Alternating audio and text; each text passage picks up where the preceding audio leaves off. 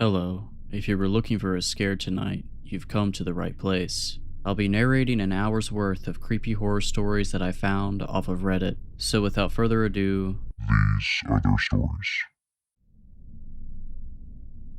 I was 17 years old at the time this happened. I went to this youth church event and it was supposed to be like prom, since the country I live in don't have events like that. Some people showed up with dates, but my girls and I decided to show up together. There were a lot of people in the event, some I didn't even recognize. Later into the night, a man asked me to slow dance. I didn't know him, but I knew he was new at our church, so as to be polite I said yes. As he ushered me into the dance floor, he introduced himself. Let's call him Kaleb for this story. I noticed he had an accent, and I brought it up in conversation, and he said that he grew up in the UK. Throughout the dance we talked and got to know each other a bit. I remember thinking that he was a pretty sweet guy. He told me that he was invited to the event and didn't really know anyone, and that he just moved for work and was in his 20s. I forgot his actual age. Immediately I was kind of weirded out by the age gap, but decided not to think too much about it. This was all just a friendly interaction. After the song finished, he asked if we could dance again. I made an excuse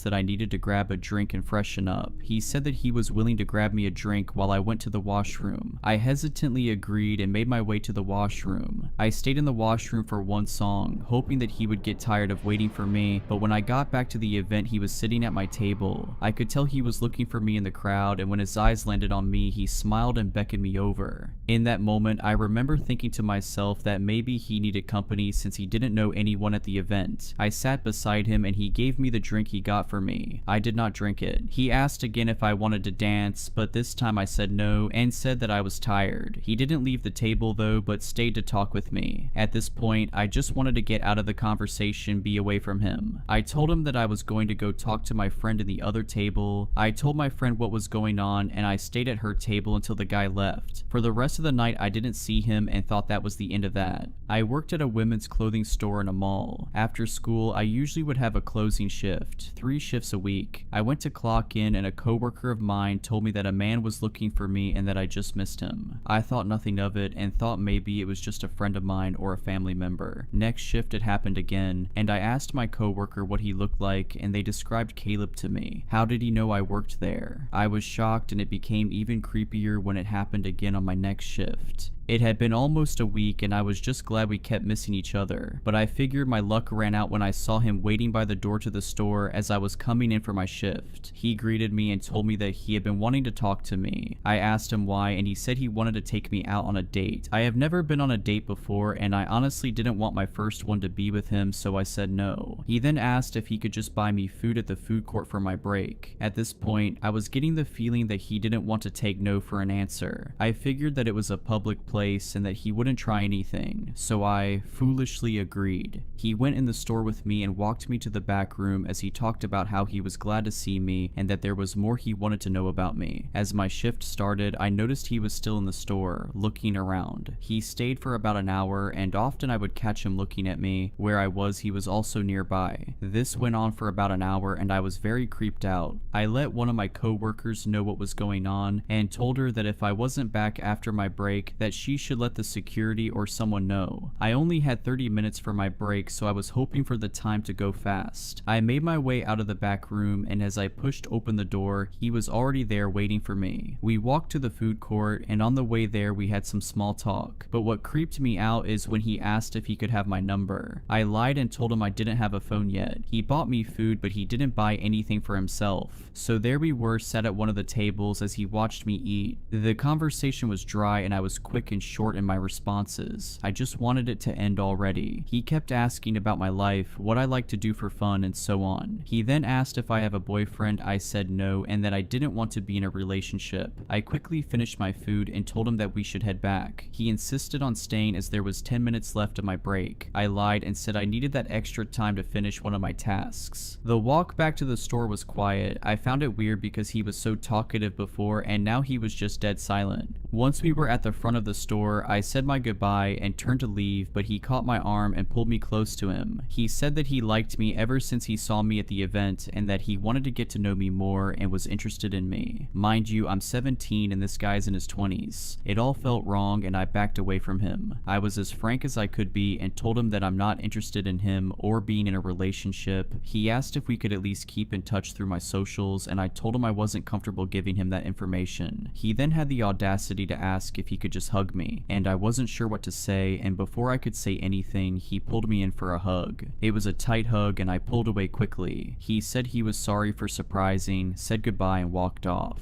After that incident, I didn't see him at the store. I did see him a couple of times at church and he would smile at me and try to talk to me, but I would always try to avoid him. He then stopped coming to church and I never saw him again. So to the creepy guy who liked me, let's not meet ever again. My family and I have been going through a very strange experience over the last couple of months. It's hard to even put into words or explain what is going on. I guess I can just start off from where it all started to feel off.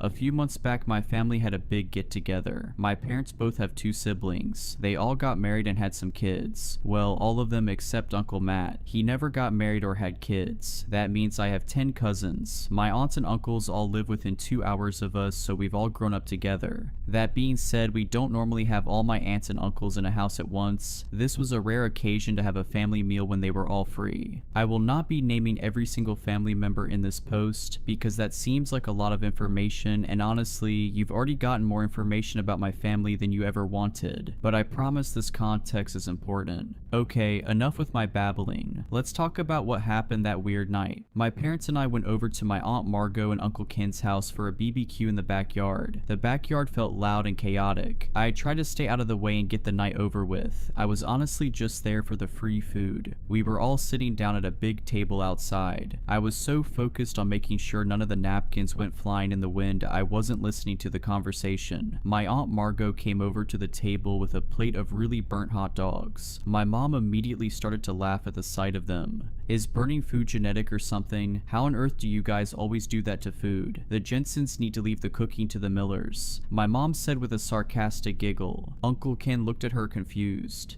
What are you on about, Liz? Uncle Ken snapped back. I mean, Margot burnt the hot dogs, and Matt always burns food when he cooks. Remember, we had to ban him for months from cooking because we had to order takeout like 3 times in a row. Everyone at the table laughed, recalling their memories. Sighs of recollection bounced back and forth from person to person when my dad spoke up in Aunt Margot's defense. Honey, what are you talking about? Matt is your brother. I really shouldn't have to remind you of that. My mom rolled her eyes in response to my dad. I spoke up because I was suddenly confused about which side of the family Uncle Matt was actually on. You would think I would naturally just know that, but all my aunts and uncles act like siblings and call each other their siblings. My grandparents often refer to their son, daughter-in-laws as just their kids, so it isn't something I always think about. Wait, I'm confused. Whose side is Uncle Matt on? What is the joke? I don't get it, I asked, but was only met with a laugh from all the parents at the table. I finally got an answer from my mom following the silence of the joke that somehow went over my head. Don't be silly, baby. Matt is your dad's brother. As the words left her mouth, half the table looked confused. Liz, what are you talking about? He is on your side. He is a Miller, my Aunt Margot said as she scraped off the burnt edges of her hot dog. Okay, now I'm with Amanda. I don't get the joke, my mom said while looking at me with narrow, inquisitive eyes and then at the rest of the group. Wait, everyone slow down, Aunt June said, speaking up for probably the first time in the night. This is dumb. Matt is not Liz and I's brother. He has to be on the Jensen side of the family. I sat at the table watching my family in silence. Their eyes darted back and forth. They stopped laughing and were all just scratching their heads. After a few minutes, my mom got out her phone. She found an old family photo from when she was a kid. In the photo were her, my grandparents, my Uncle Paul, and my Aunt June. Nothing out of the ordinary. After looking at the picture, Aunt Margot got out her phone and looked for an old childhood photo. Aha, found one, she stated as she showed off the photo on her phone. Yet again, the photo was normal. It had my grandparents, my dad, Aunt Margot, and Aunt Susan. The next hour consisted of both sides of the family going back and forth showing photos, none of them with Uncle Matt in them. I had a few of my cousins there, but they all lost interest once they ate. I, on the other hand, couldn't be pulled away. I was engrossed in learning where the heck Uncle Matt came from. They kept talking back and forth. They figured maybe he wasn't anyone's sibling. Maybe he was related by marriage or a second cousin twice removed that I just called Uncle Matt because that was the easiest thing to call him. We all have a relative like that, right? I know an easy solution you might be thinking of is to just call him up. That's also what I said, but he was working and they didn't want to interrupt him, but guess what? I needed answers, so I decided to call him. However, when I looked at my phone, I couldn't find him in my contacts. I looked through it multiple times. I remember texting him about something a few days back, so he should have been in my text history. Still nothing. After being weirded out by his contact being gone, I mentioned out loud that someone should call him, regardless of him being at work. No one agreed with me, but once I told them his contact was missing from my phone, they all got curious and looked to see if he was missing for them too. We were all in shock to find him missing from all our phones. The family started to dig through their camera rolls and any digital libraries they had to try and find any photo of him. Uncle Andrew thought he had a photo of the back of him, but we soon found that we all remembered him looking differently. Uncle Andrew showed a picture of the back of a bald man who looked pretty tall. Aunt June called him crazy and recalled him having long curly red hair. It wasn't like we hadn't seen him in a year or that he was some kind of distant memory. I saw the guy last week. He came over to my house to help me with some homework, and I can tell you he didn't have red hair or no hair at all. He was, well, shoot, I can't remember what he looked like now that I think about it.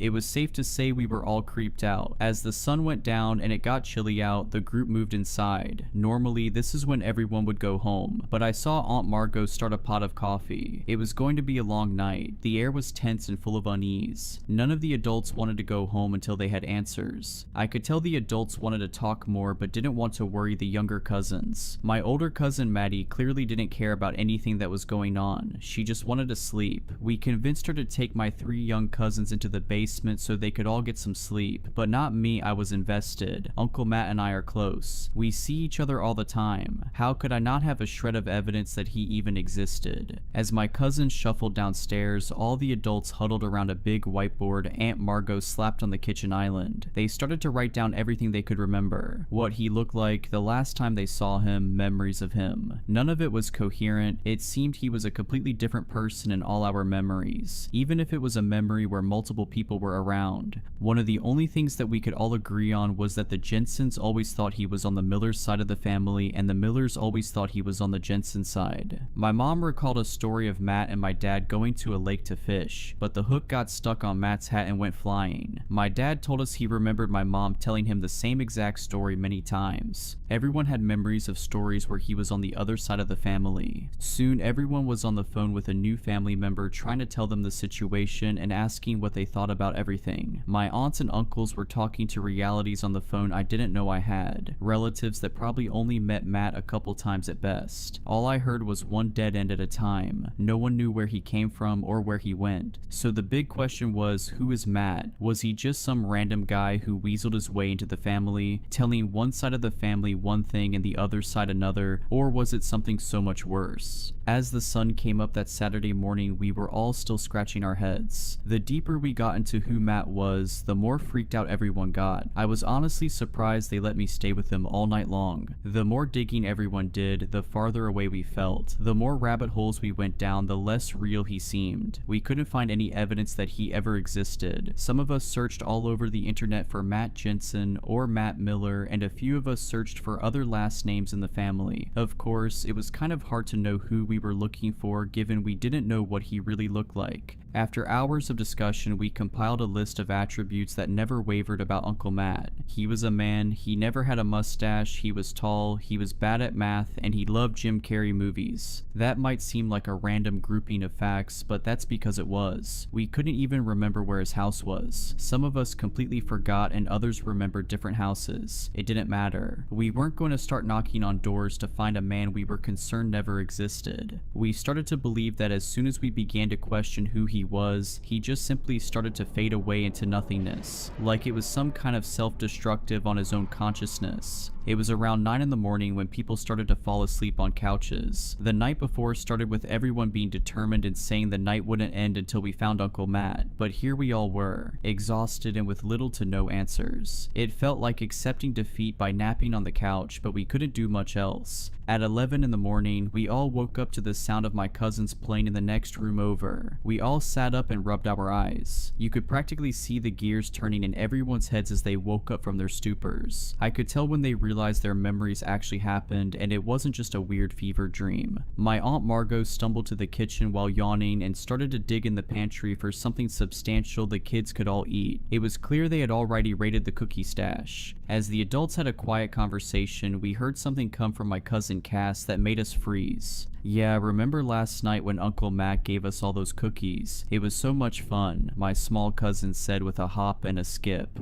Wait, Cass, get over here and say that again. My Uncle Andrew yelled in an attempt to sound intimidating, but came out with a voice crack. Cass walked over to us looking like a confused puppy who just got yelled at. What did I do wrong, Uncle Andrew? I thought if Uncle Matt offered us cookies, I could have them. Cass, you are not in trouble. This is very important. Are you telling me Uncle Matt was with you guys last night? Uncle Andrew tried to say in a gentle tone to not scare Cass. I mean, not the whole night, but he brought us all cookies and put a movie on for us. Then he said he wanted to go hang out with you guys upstairs. Cass told us with a quiet voice. Everyone started to frantically look around the room, looking for any evidence of him being there last night. We quickly asked the rest of the cousins if they saw Matt, and some kids did and some didn't. I noticed something when I started to count the objects in the room. There were 10 adults and me upstairs last night, so there should have been 11 people in total, but I saw 12 plates out with the leftover crumbs from our late night pizza, 12 spots laid out for sleeping in the living room, and 12 mugs or cups of coffee. He was here last night. As I mentioned what I found, my dad said he remembered seeing him last night. He said Matt brought him some water. Uncle Paul said he saw him go to the bathroom but couldn't remember him coming out. They mentioned how it felt like it never actually happened, but he managed to place the memory in them after the fact. How else would they see Uncle Matt right in front of them and not realize what was happening? I had a strange feeling that started to bubble up. I felt uneasy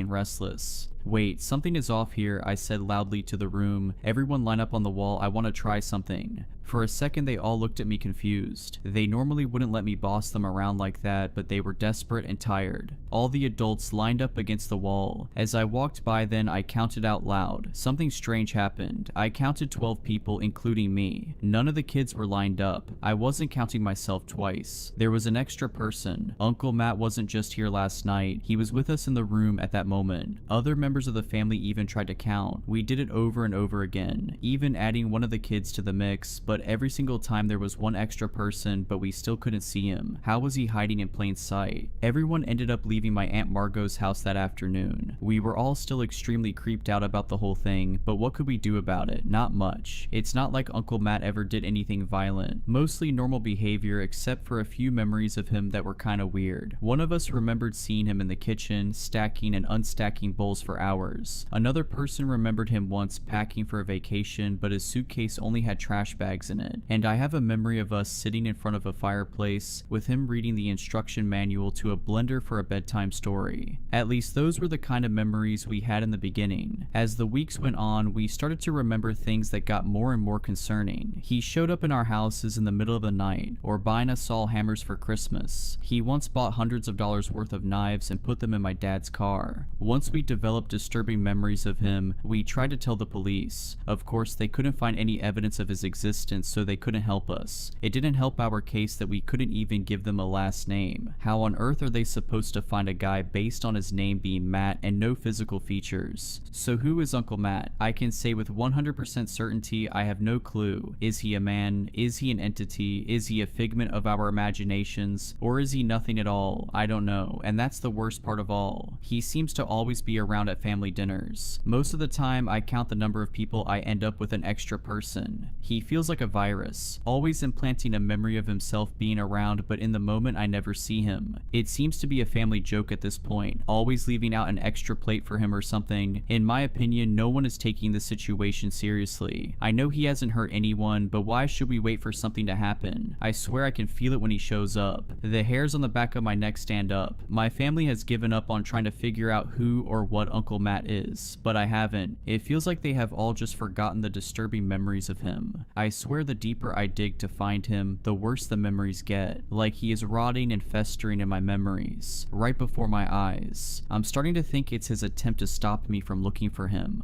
The fact that he is punishing me for looking for him makes my concern grow more and more. Why is he suddenly running now that I am on to him? Why is he so afraid of me finding him? And what will happen once I do find him? I will find you, Uncle Matt. I will find out what you are. I like to think that I take my personal safety very seriously. I don't stand too close to the road while waiting for the walk signal. I have my location shared with my sister and mom. I keep my wits about me when I'm out in public, and I try not to dawdle after getting into my car. If I had only been more diligent about that last rule, I might not be in the situation I'm in now. Early this morning, just after midnight, I was sitting in my parked car outside of my favorite grocery store. I was exhausted from picking up a friend's evening shift, and so I stopped to grab dinner on my way home from work. The store is in an isolated part of town, but I had never felt unsafe in the area. Then again, I'd never been so late at night. The second I exited the store with my purchase, the old cashier closed up shop for the night and turned off all the lights in the building. For some reason, I did something I never do. I started eating in my car. As a precaution, I try not to linger in isolated parking lots, especially as a young woman who often has to run errands after dark. Maybe it was the hunger, or maybe the fact that, due to a recent breakup, my house hasn't felt all that welcoming in the past few weeks. In any case, I was in no rush to return home. I pulled up an episode of The Terror on my phone and settled in to eat. I enjoyed a few minutes of blissful peace and quiet before a shout pierced through the night. I looked up from my phone and was surprised to find a woman standing in front of my car, waving her arms at me. My car was parked right in front of the store, facing towards the building, and there was only a thin sidewalk separating my vehicle from the store's exterior. I hadn't seen her coming at all. It was like she had emerged from the brick wall before me. She rounded my car, coming to a stop beside the driver's side window. She then started pointing at the ground, the universal signal for roll your window down. Fat chance, I thought. Though she looked sane and kempt, I had no clue what her intentions were. In fact, I felt pretty vindicated in always locking my car doors immediately after entering. The woman, perhaps seeing I was making no move to exit my vehicle, then told me something no one wants to hear. "Hey," she shouted, "there's someone in your back seat." My mouth went dry. Time seemed to slow as 1,000 horror movie scenes raced through my head. I could almost feel the piano wire digging into my neck, the barrel pressing into my temple. I undid my seatbelt and prepared to launch myself out of the car. Now that the intruder knew I was aware of their presence, would I even have enough time to run? With one hand on the door handle, I stole a glance into the rearview mirror and saw no one. My car is a compact hatchback, meaning there is very little room for a person to hide in my cabin. Even in my exhausted state, I would have noticed someone upon looking into the mirror. My terror fading to confusion, I turned around in my seat, surveying the cabin with my own eyes, and confirmed that there was no one in my back seat. Click. When I turned back around, the woman had taken another step closer to my car. Her body was barely a foot from my door, and her fingers were wrapped around the handle. There were a few more deep clicks as she tried unsuccessfully to open the locked door. I raised my gaze, and she gave me an odd smile, as though she and I were sharing a private joke. For the first time, using the faint glow of the street lamp, I took a closer look at the woman's face. Her skin was stretched tightly across her skull, making her thin mouth and nostrils appear as though they'd been cut onto her. Her eyes were deep set and ovate, and her teeth seemed both too small and too numerous. I allowed myself a brief moment to gawk at the face before me, and then I threw my car into reverse and hightailed it out of the lot. For a few disheartening seconds, the woman held onto the door, keeping in step with my vehicle as I backed up. Luckily, she soon let go and I drove away, my mind racing with the realization that the woman was trying to bait me out of my car. Even more disturbing was the fact that it had almost worked. I wondered if she had others with her that I simply hadn't seen, and what she had wanted from me. I hoped I had narrowly escaped a robbery as opposed to something much more sinister. I got back to my house 20 minutes later. Still shaken from my encounter, I rushed inside the house and made sure that all of my doors and windows were locked. My exhaustion did little candle to soothe my nerves. My mind played tricks on me as I got ready for bed, conjuring up flashes of the woman's face in the dark corners of my house. Once I finally fell asleep, my fears followed me from the waking world. I had a long, vivid nightmare, most of which I've either forgotten or is irrelevant to this account. All I know is that when I jolted awake some hours later, it was to the sound of a frantic banging on my front door. I sat up in bed, unsure if I was still dreaming or not. My alarm clock read 4:17. It was far too early for someone to be knocking on my door unless there was some kind of emergency, which, given the forcefulness of the knocks, there may have been. Slowly, I rose from my bed and inched towards the entryway. I had never before been in such a situation and was at somewhat of a loss as to how to react. I didn't smell a fire, thankfully, but that didn't mean all was well. Suddenly, I heard a man's voice calling out my name in a questioning tone. It sounded vaguely familiar, but I couldn't immediately place it. "Who is it?" I called back. "Brian," answered the disembodied voice, and relief washed over me. My neighbor Brian lived in the house across the street. We weren't close exactly, but I often saw him walking down the block with his dog Bailey. I turned on the entryway light, but as I was still in my sleepwear, I didn't want to open the door unless I had to. Instead, I called back to him. "What's the matter?" "Well," he began. I heard his voice crack and he cleared his throat. "Do you have someone over right now?" "What?" I asked, my heart skipping a beat. "No, I don't. Why do you ask?"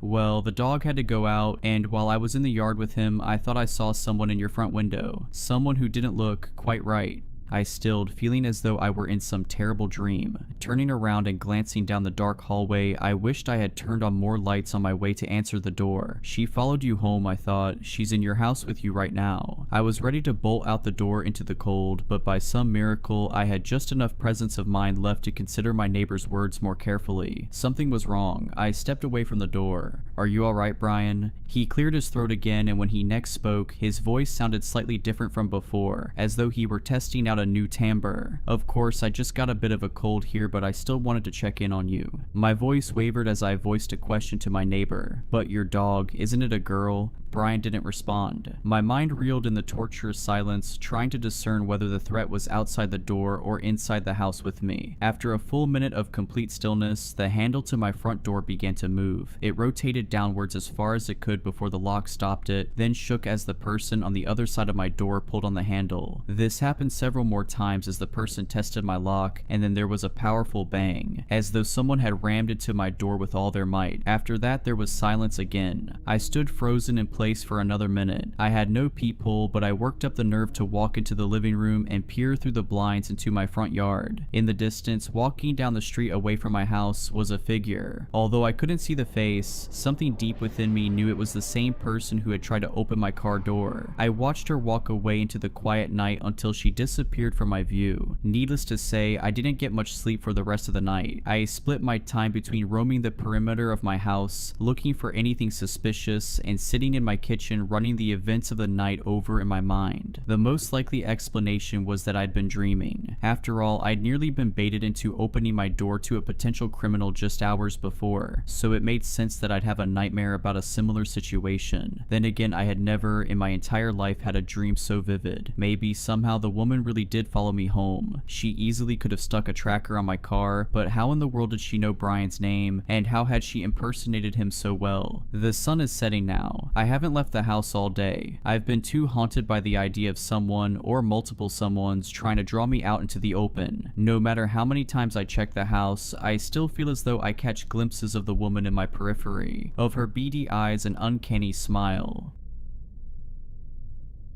So to set the scene, I'm a female. I'm 22 and literally weeks from graduating from college and getting my bachelor's in theater arts. I only have a quarter credit left to get, so I'm doing work in the theater department's costume shop to get that credit. It's not anything too hard. I know how to both hand sew and use a sewing machine, so I've spent time doing both things and mending and adjusting garments for actors. The show is a musical and there are some pretty intricate costumes, so I was excited to help out to get that final bit of credit and graduate graduate. The costume shop opened for weekend hours at around noon, but I stayed up late on Friday night, so I woke up around 1. I got dressed and went to the costume shop as quick as I could since I wanted to get all the hours possible. Nothing was out of the ordinary, but as I was approaching the theater building, something caught my eye. There was this guy standing off to the side of the front entrance. The front entrance is pretty open. It's this set of pillars and then 3 sets of glass doors that are led up to by a set of steps. The building is an old one with an addition attached, that one containing the actual theater, while the older building contains mainly classrooms. But this entrance is closest to the way I usually use to get backstage and into the costume shop. Anyway, the guy was kind of leaning against the stone side of the staircase. What caught my attention is that I go to school on a very small campus, so usually when I see someone, I recognize their face, even if I don't know their name. I didn't recognize this guy at all. Physically, he wasn't overly weird looking, maybe a little disheveled. His hair was kinda greasy, and he had on a t-shirt and some tattered jeans. He looked college-aged, same as me. But what was even weirder was that he was wearing this heavy winter parka, even though it was nearing 65 degrees, as well as snow boots. We made eye contact, and nothing immediately skeeved me out. I'm an awkward person, so I just kind of gave a polite nod and a smile. I think that was my first mistake. He didn't smile back. In fact, his eyes followed me as I walked up the stairs and into the building. Super weird, but okay. My campus has some weirdos on it. I've found that my school in particular seems to attract them, but I'm a senior, and I was pretty sure I had all of the weirdos pretty much cataloged. Parka guy was not among my mental catalog of campus oddities. I got down to the costume shop, and I must have looked troubled because the person who was already down there, someone I know on a somewhat personal level, greeted me, then asked if something was wrong. I told them about the guy, which somewhat amused them, and we speculated on who he could be for a while before they went up to check. Apparently though, he was gone, as I was told when they got back. I worked on sewing literal halved beach balls onto bikini tops. The show is a funky one, and listened to a podcast. I got there at 1 and it was around 4:30 that the person there with me left, leaving me alone. By this point, I'd moved on from the tops and was sewing some snaps onto the back of a blouse to make it fasten better. I took a break to work on a project due Monday, then got back to sewing. My headphones off this time as it was just me down in the shop. For this next part, I'm going to have to give you a bit of an idea of the layout of the shop. It's in the basement of the building and is a bit hard to get to if you don't know your way around. The room is relatively large. It's sort of shaped like an irregular rectangle, but is separated by the tables set up in the middle of the room with the sewing machines on them. One side is the way in from backstage behind the building's black box theater, as well as the dressing rooms, and then the other side leads out into the sort of hallway that has doors leading into the auditorium, as well as an exit out of the building. If that made any sense at all, I'm glad. That direction also leads to the main costume storage room. But anyway, near where the sewing machine tables is this door that leads outside and into what the costume director refers to as the weird little courtyard. When I was a freshman, I took a class with her, and she warned us not to go out there since the door's locked from the outside, and if we go out there, we won't be able to get back into the building. The courtyard is less of a courtyard and more of some kind of area where a bunch of the building's machinery for like heating and cooling, as well as electrical stuff, is located. It's all fenced in with a chain link fence about 15 feet high, but the door leading out there is one of those doors with a window. In this situation, I was sitting in a chair directly opposite this door, close to the wall across from it, so there was about maybe 20 odd feet of space between me and this door. It was nearing 6, but since the show's dress rehearsal started that Monday, I wanted to get as much done as I could before I finished up and went for dinner. I was working on sewing the snaps onto the shirt when I heard a noise. It startled me, since I'd settled onto the rhythm of my task and listening to what my podcast was talking about, and annoyingly, I dropped my needle. It was still connected to the thread, so it wasn't lost, and I bent to pick it up from where it had fallen to the floor near my feet. It was when I lifted my head from that bent position when I saw the source of the noise. My vision was a little obscured because the space between me and the door was cluttered with a bunch of dress form mannequins that me and the other members of the crew have been using to put costume pieces on, so it was was more that I saw the door's window wasn't empty anymore. I shifted to the side a little to get a better look, and there, at the door leading out into the maintenance courtyard, was Parka Guy. The noise I heard had been him trying to open the door. I have no idea how he got in there. That door's the only way into that courtyard, so I can only assume he somehow scaled a 15-foot fence. I froze like a deer in the headlights, and for a moment it was just still as he stared at me and I stared at him. His face was expressionless, and it was as he continued to stare at me that I began to realize that this entire situation was wrong. I sort of settled back into my chair, not sure what to do, and it was in this handful of seconds that Parka Guy started trying the door again. It was, as I said before, locked, so he wasn't able to open it, thank God. It's puzzling to me now that he didn't just come in through the main entrance, as none of the doors leading down to the costume studio were locked, but maybe he tried that because, like I said, the studio's a little tricky to locate if you don't know your way around the building. The only conclusion I could come to is that he tried what I mentioned above, couldn't find me, and then while wandering around the building saw me through that door through the chain link fence and proceeded to scale it. It was at that point that I began to get scared. The door leading into the studio was to my left, and on instinct I got up to close it since it locks from the inside and you need a key to reopen it. It was as I was moving to close that door that the guy began to pound on the courtyard door. I don't know why my first instinct was to hide instead of opening the door I just closed and booking it, but I went into the small fabric storage room directly behind me, shut the door, and called campus safety. I'm not really sure why I called them and not the police, but that's what I did. I don't know, people make decisions like that when they're scared. By the time campus safety came to investigate, which was pretty fast since I was clearly terrified on the phone, the guy was gone. I don't know how he scaled the fence again in the time it took them to arrive, but he was gone. Campus safety escorted me back to my dorm and even went over to the dining hall to pick me up some dinner since I was very shaken, which I appreciated a lot. A while later, an officer came to take my statement since Campo called them, but as you can imagine, there wasn't much they could do apart from keep an eye out for this guy. I still have no idea who he was or why he was on campus, but it couldn't have been for a good reason. So Parka Guy who tried to break into the costume shop to do God knows what to me, let's not ever meet again.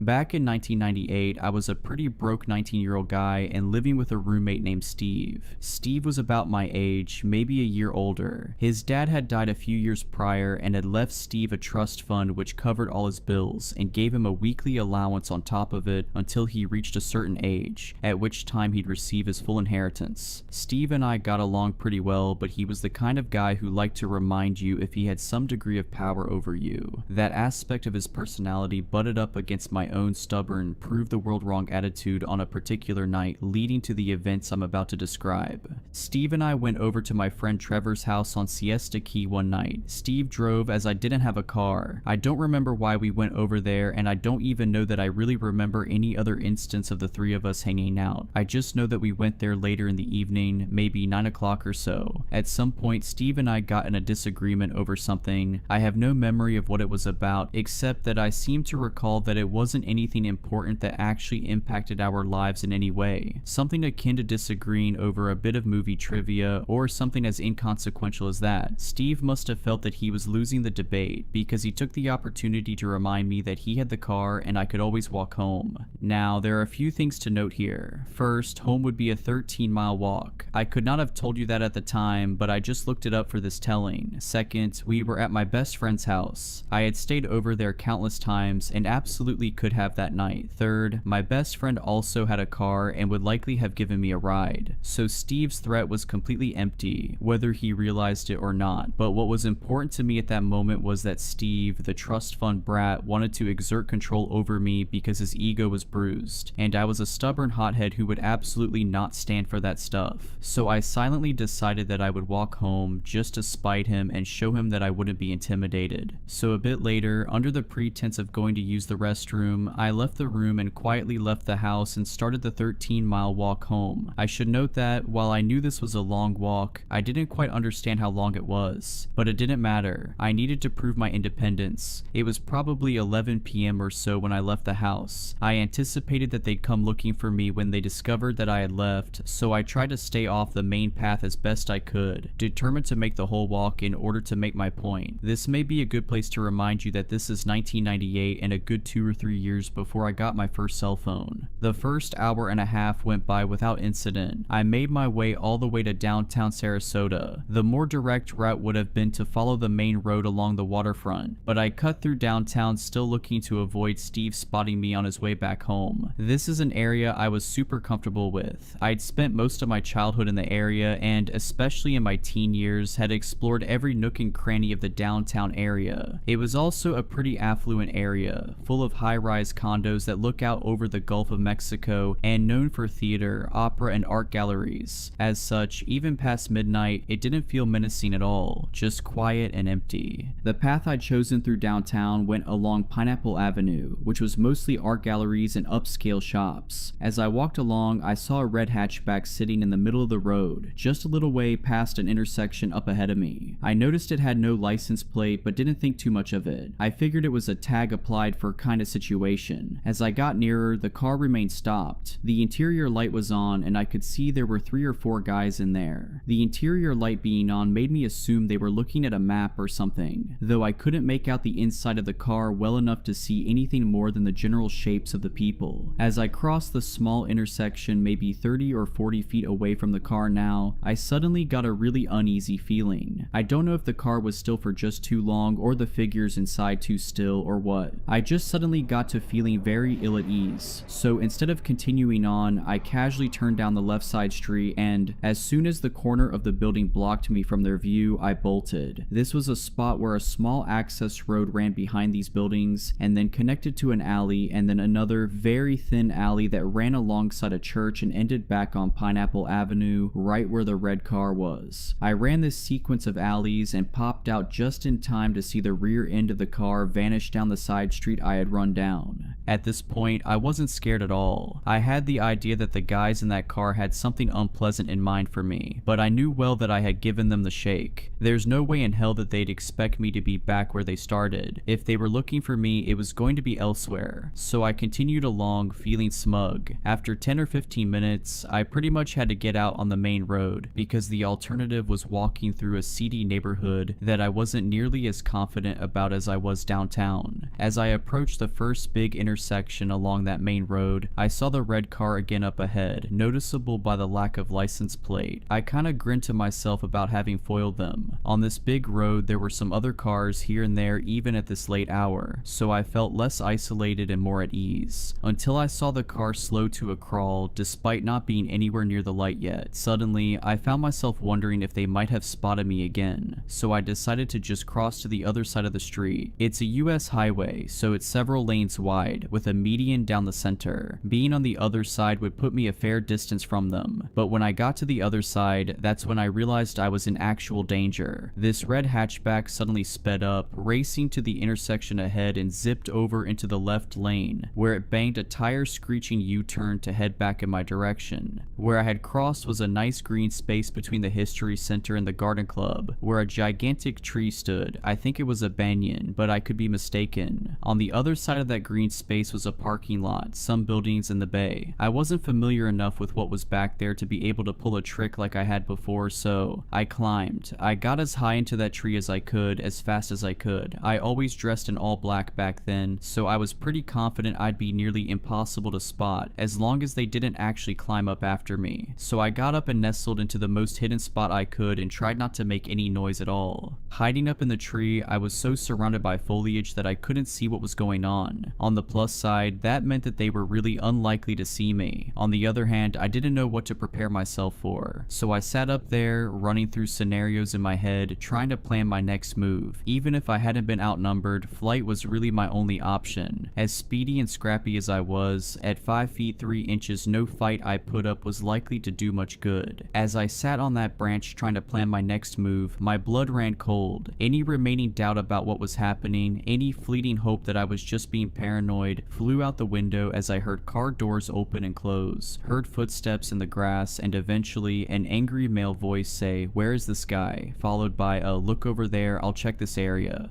It was official. I was being hunted. I don't know how long I stayed up that tree. It can't have been more than 10 minutes, and more likely it was quite a bit less than that, but it felt like forever. At some point, I decided to risk another flight, though I can't remember what triggered it. Car doors, the car driving away, I just can't remember. I do remember jumping from the tree and landing with a hard thud and bolting back the way I had come as fast as I could, terrified that whatever sound made me feel like it was safe to come out of hiding had been a ploy to draw me out. At the intersection where they had made the U-turn was a 24-hour gas station, of course across both roads. All I could think was that if I could make it inside, I would be safe and I could call the police. That run is a total blur, but I remember going through the door. I remember the look on the clerk's face as she saw my panicked expression. I called the police and explained what happened, and I waited inside for them to arrive. When they got there, I went out front to meet them and explained everything to the only officer who actually spoke to me. He was not sympathetic. I had described the car in detail, as well as all the events, and he said that they probably thought I was a male prostitute and were trying to pick me up. I thought to ask him if prostitutes get a lot of business by fleeing from prospective Johns and hiding in trees, but I was distracted by the sight of the red hatchback slowly cruising by, watching me talk to the police. I pointed to the car and exclaimed that that was the car. The police seemed entirely uninterested. He glanced at the car for half a second and looked back at me and said, "What do you want me to do about it?"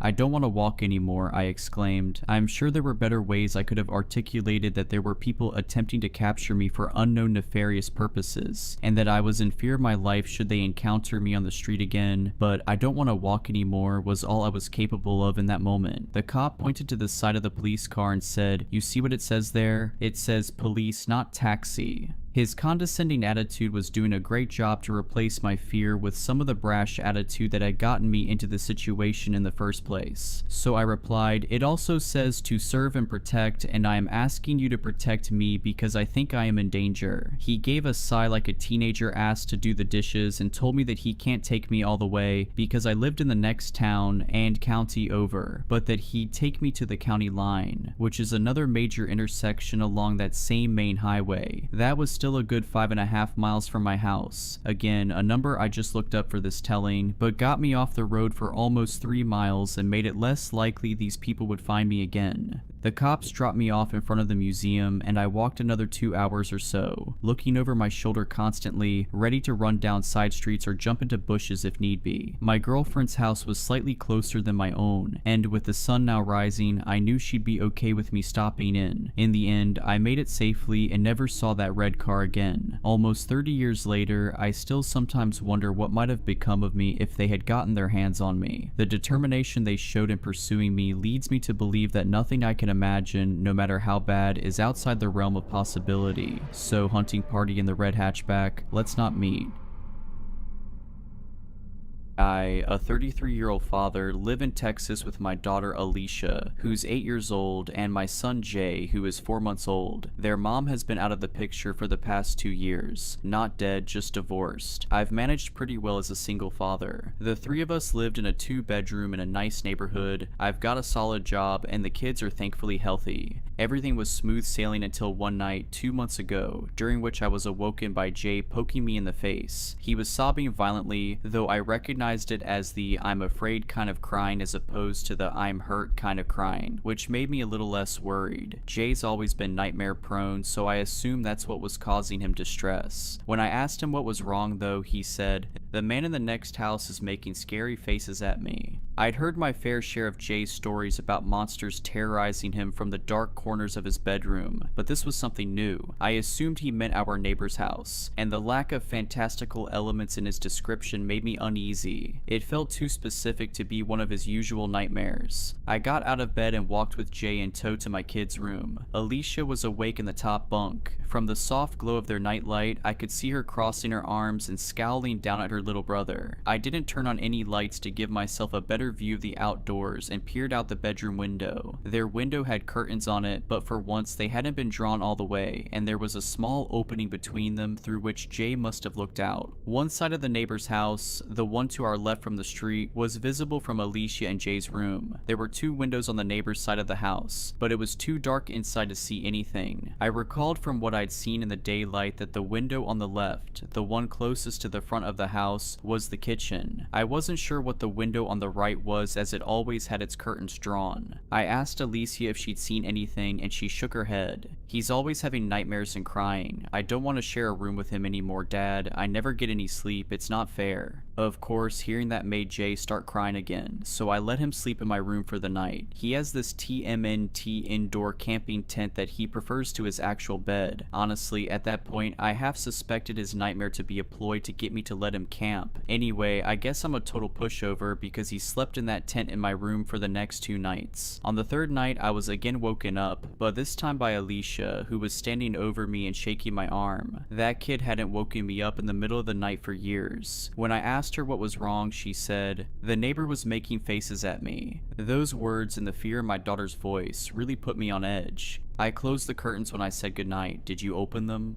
Only a little, but it's 'cause I heard a weird noise. What did you hear? Alicia couldn't recall exactly. According to her, she had gotten out of bed to see what was going on, and when she lifted the curtain, she saw a light on in the neighbor's window. The curtains in the back room had been drawn back, and our neighbor was standing in his house, right up against the window frame. What was he doing? Alicia thought for a moment, and then made an expression I never want to see on my child's face, or anyone else's for that matter, ever again. I won't do it justice by describing it, but it looked something like this. First, she smiled with both sets of teeth, so that there was a little open sliver between the rows, and then she furrowed her eyebrows. She inclined her head towards me and strained the muscles in her neck. The worst part though was what she did with her hands. She held out her left arm, forearm up, then she clenched her right hand into a fist and moved it back and forth rapidly over her forearm. Poor thing described it as playing the violin, but it seemed pretty obvious to me that my neighbor was pantomiming cutting. Disturbed, I told Alicia to stop and to not make either the expression or the gesture again. I was angry and confused. My neighbor, a man in his 40s, was a bit of a recluse, but he had seemed normal enough in the 3 or 4 times I'd spoken to him. I couldn't fathom why he would do something like that to my kids. After asking Alicia a few more questions, I realized that my neighbor might not have done anything technically, or at least legally, wrong. It wasn't against the law to make inappropriate gestures in your own home, but it seemed like he was targeting my kids specifically. Legal or not, I planned to have a little chat with him the following morning. My last question to Alicia was if our neighbor had made any other gestures, and she nodded. Then she started making beckoning, come here motions with both of her hands. I had Alicia sleep in my room for the night as well. I also checked out the window in my kids' room, but like before, I saw nothing. The house was completely dark. The next morning before work and after dropping Alicia and Jay off to school, I spent a good 5 minutes knocking on my neighbor's front door. I figured he was home since his car was in the driveway, but he never answered the door. Eventually, I had to leave for work, and as I was walking away, I turned around quickly to see if he was watching me. He was. I saw him for a split second at the front window before he ducked beneath the sill and out of view. Clearly, the guy had problems. I yelled out to him to stop screwing with us and then left. That same night, I put a plan in motion. While my kids slept in my room, I hung out in theirs. It was a Friday night, and I was ready to pull an all-nighter so that I could catch my neighbor in the act. Although I trusted my kids, I wanted to confirm that there was actually something nefarious going on before I escalated things. I made sure the house was locked up and all the curtains drawn, tucked my kids in, and sat on the floor under the window in their room. At around 9, I started marathoning midnight mass on my phone. I didn't want to wear headphones and miss any strange sounds, so I kept the volume low and mostly read subtitles. At midnight, I started to hear strange sounds. Like Alicia said, it's a bit hard to describe. Best I can do is that it was this low, repeated clicking sound. You know the chuk-chuk sound you make to beckon a horse? It was something like that. All I knew is that the sound was undoubtedly coming from a person. After a few minutes of this, the sound switched to what I think was supposed to be a whistle, but it came out all wrong, like someone sucking breath in through their teeth. The sound was so crisp that the neighbor's window must have been open, which was an unsettling thought given that there was only around 15 feet of space between our houses. Certain that the neighbor was at his window and that this was my best chance to see him, I stood up and pulled the curtain back in one motion. I saw him right away. There was a dim light on in his room, allowing me to see that horrible expression Alicia had made the night prior. It was one thing to see my child's recreation, but it was far more frightening on an adult. His window was indeed open, and his arms were stuck out into the cold night, violently swiping against each other in a grotesque mimicry of cutting. When he saw me and realized that he was looking at another grown man and not some poor child, he stopped his erratic motions. eyes. His cartoonish grin faded and another, more genuine emotion settled over his features: rage. The man grabbed the window and slammed it shut, then closed the curtains with the same forcefulness. I let my own curtain fall. I was a little shell-shocked, I think. Of course, I was perturbed by the sight of the man, by his face and his movement, and the fact that he'd been doing that for who knows how many nights now in an attempt to frighten my kids. However, another detail stuck out as even more concerning to me, which was the fact that I genuinely wasn't sure if the man I had just seen was my neighbor. I'd seen him so few times in the years I lived in that house, and I was having trouble conjuring up his face. I sat on the floor for a minute, my blood thundering in my ears. I definitely had enough evidence at that point to call the cops, right? Just as I was about to pull out my phone, I heard a tremendous smack against the glass of the bedroom window. After a brief hesitation, I pulled the curtain back again. There were no lights on in the neighbor's house, and there was also no one outside from what I could see. I pulled the curtains back a little further and saw a handprint in the top corner of the window pane. It's worth noting that our house is on a raised foundation and that particular window is very tall, so even though the window is on the first floor, the man outside would have needed an insane vertical to get his hand up there. I pulled out my phone and dialed 911. As I explained the situation to them, I quickly walked around the house to see if I could catch a glimpse of the man. My last stop was my bedroom. Once inside, I locked the doors, and while still on the phone with the operator, I took my handgun out of the safe in my closet. My heart was beating out of my chest, but I knew I had to stay calm, even more so when I saw that Alicia was awake and looking out of the tent at me. I reassured her in as few words as I could, whispering that we were okay, but we had to stay very quiet. I sat on the edge of my bed, my firearm ready and my ears straining. My kids' tent was in the corner, and to the left of the tent, in the middle of the wall and directly across from where I sat, was a window. After what felt like an eternity, I saw something. It was a cloudless night and the moonlight was bright enough that I could see a silhouette through the white curtains. The dark shape was nebulous at first, but became more clear as the man outside stepped closer to the window. Somehow, he knew which room we were in. The silhouette didn't move for several minutes, and I remember being thankful that, from the angle at which she sat, Alicia couldn't see it. Then, something happened that I couldn't entirely wrap my head around. The man stepped back from the glass and raised his arms, making a Y shape with his body and his limbs. Only his arms were far too long. They seemed to be double the length that they should have been, each arm about the same length as his entire body. I thought at first that he was holding something, maybe two pipes that just appeared to be an extension of his limbs, but I could clearly see two hands at the ends of the extremities. I could see 5 fingers on each hand, flopping around slightly as the man brought his arms closer to the window. I stood up and readied myself to shoot, but just then the sounds of sirens pierced the quiet night. The man outside banged his hands against the window one last time, and then it was as if someone had sliced his arms at the elbows. His forearms seemed to shear right off, and the man took off running before they so much as hit the ground. When the police officers announced themselves, I answered the door and explained the situation to them. 2 officers, a man and a woman, asked me a few questions about my neighbor, which I assumed was necessary to establish probable cause for a search. Once finished, they told me to stay inside with the doors locked while they investigated the neighbor's house. I watched them through the window of Alicia and Jay's room. They knocked on the neighbor's door, and when no one answered, they tried the front door handle. I watched the unlocked door swing open. The two looked at one another and then entered. I'm not sure what they found inside that house. All I know is that when they emerged a few moments later, they both looked very disturbed. When I went outside to ask what they had found, the female officer told me simply, "Your neighbor's dead."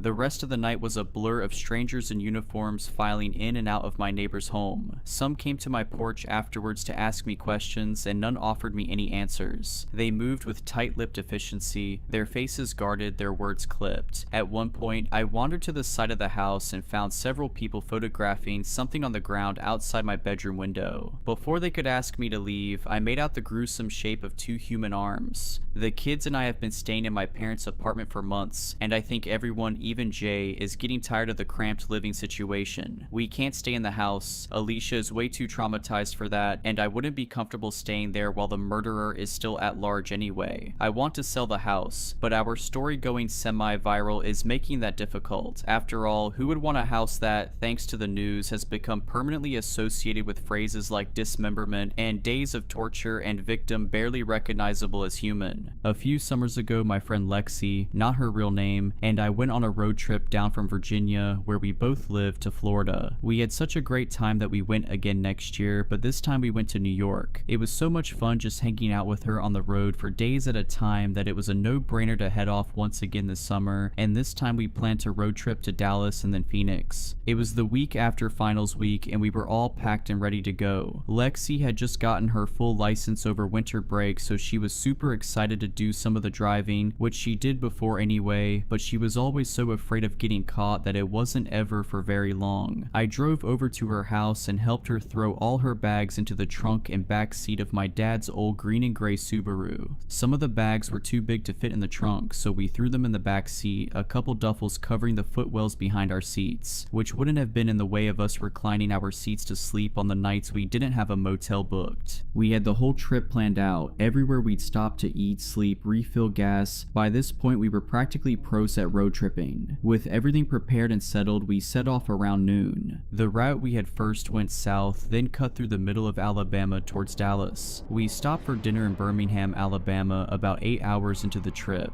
After that we were going to drive the last 3 hours to a city just across the border in Mississippi, but we completely lost track of time, staying at the diner in Birmingham for like 2.5 hours. When we got back on the road, the plan was still to try to make it to the city in Mississippi, but after only an hour, I was afraid to squint too much at the other car's headlights and risk accidentally falling asleep. Lexi was also way too exhausted to drive, and neither of us really loved the idea of stopping in some random town in the middle of nowhere, Alabama, but we also didn't love the idea of getting to Mississippi just a few hours before the sun rose and having to keep driving on less than 5 hours of sleep. So Lexi took out her phone and I parked in the breakdown lane while she looked for nearby motels for us to stay at. There weren't many cars on the road so late at night. It was taking forever for the web pages to load on her phone, so I turned the car off and we sat in the silence of us both being just desperate to find somewhere to sleep. After a while and a few grunts of frustration from Lexi, I was about to suggest we just find somewhere to park and sleep in the car when a pair of headlights pulled into the rear view mirror. An old red truck, one with only the front seats, turned its hazards on and parked right behind us, and I turned to Lexi, expressing the same anxiety I was feeling. My hands were shaking a little when I went to put the keys in the ignition, and we drove away before whoever pulled in behind us could talk to us. I pulled off the interstate at the next exit sign. We don't even remember seeing a sign for the town's name anywhere on the off-ramp, just a pitch black night besides our high beams, and the trees and speed limit signs caught in front of them. The first road off the highway was empty and full of potholes that were felt but unseen. Lexi pointed on the map on her phone to a public park where we could park and sleep for the night. After maybe 20 minutes of trying to navigate the roads of this town without GPS, passing horribly decrepit homes and commercial buildings with faded signs, we finally found the park and parked sideways in the lot. In the headlights, we could make out a terribly run-down swing set, a slide, and a seesaw, all made of old, rotting wood. We made sure the doors were locked and spent the night in the car.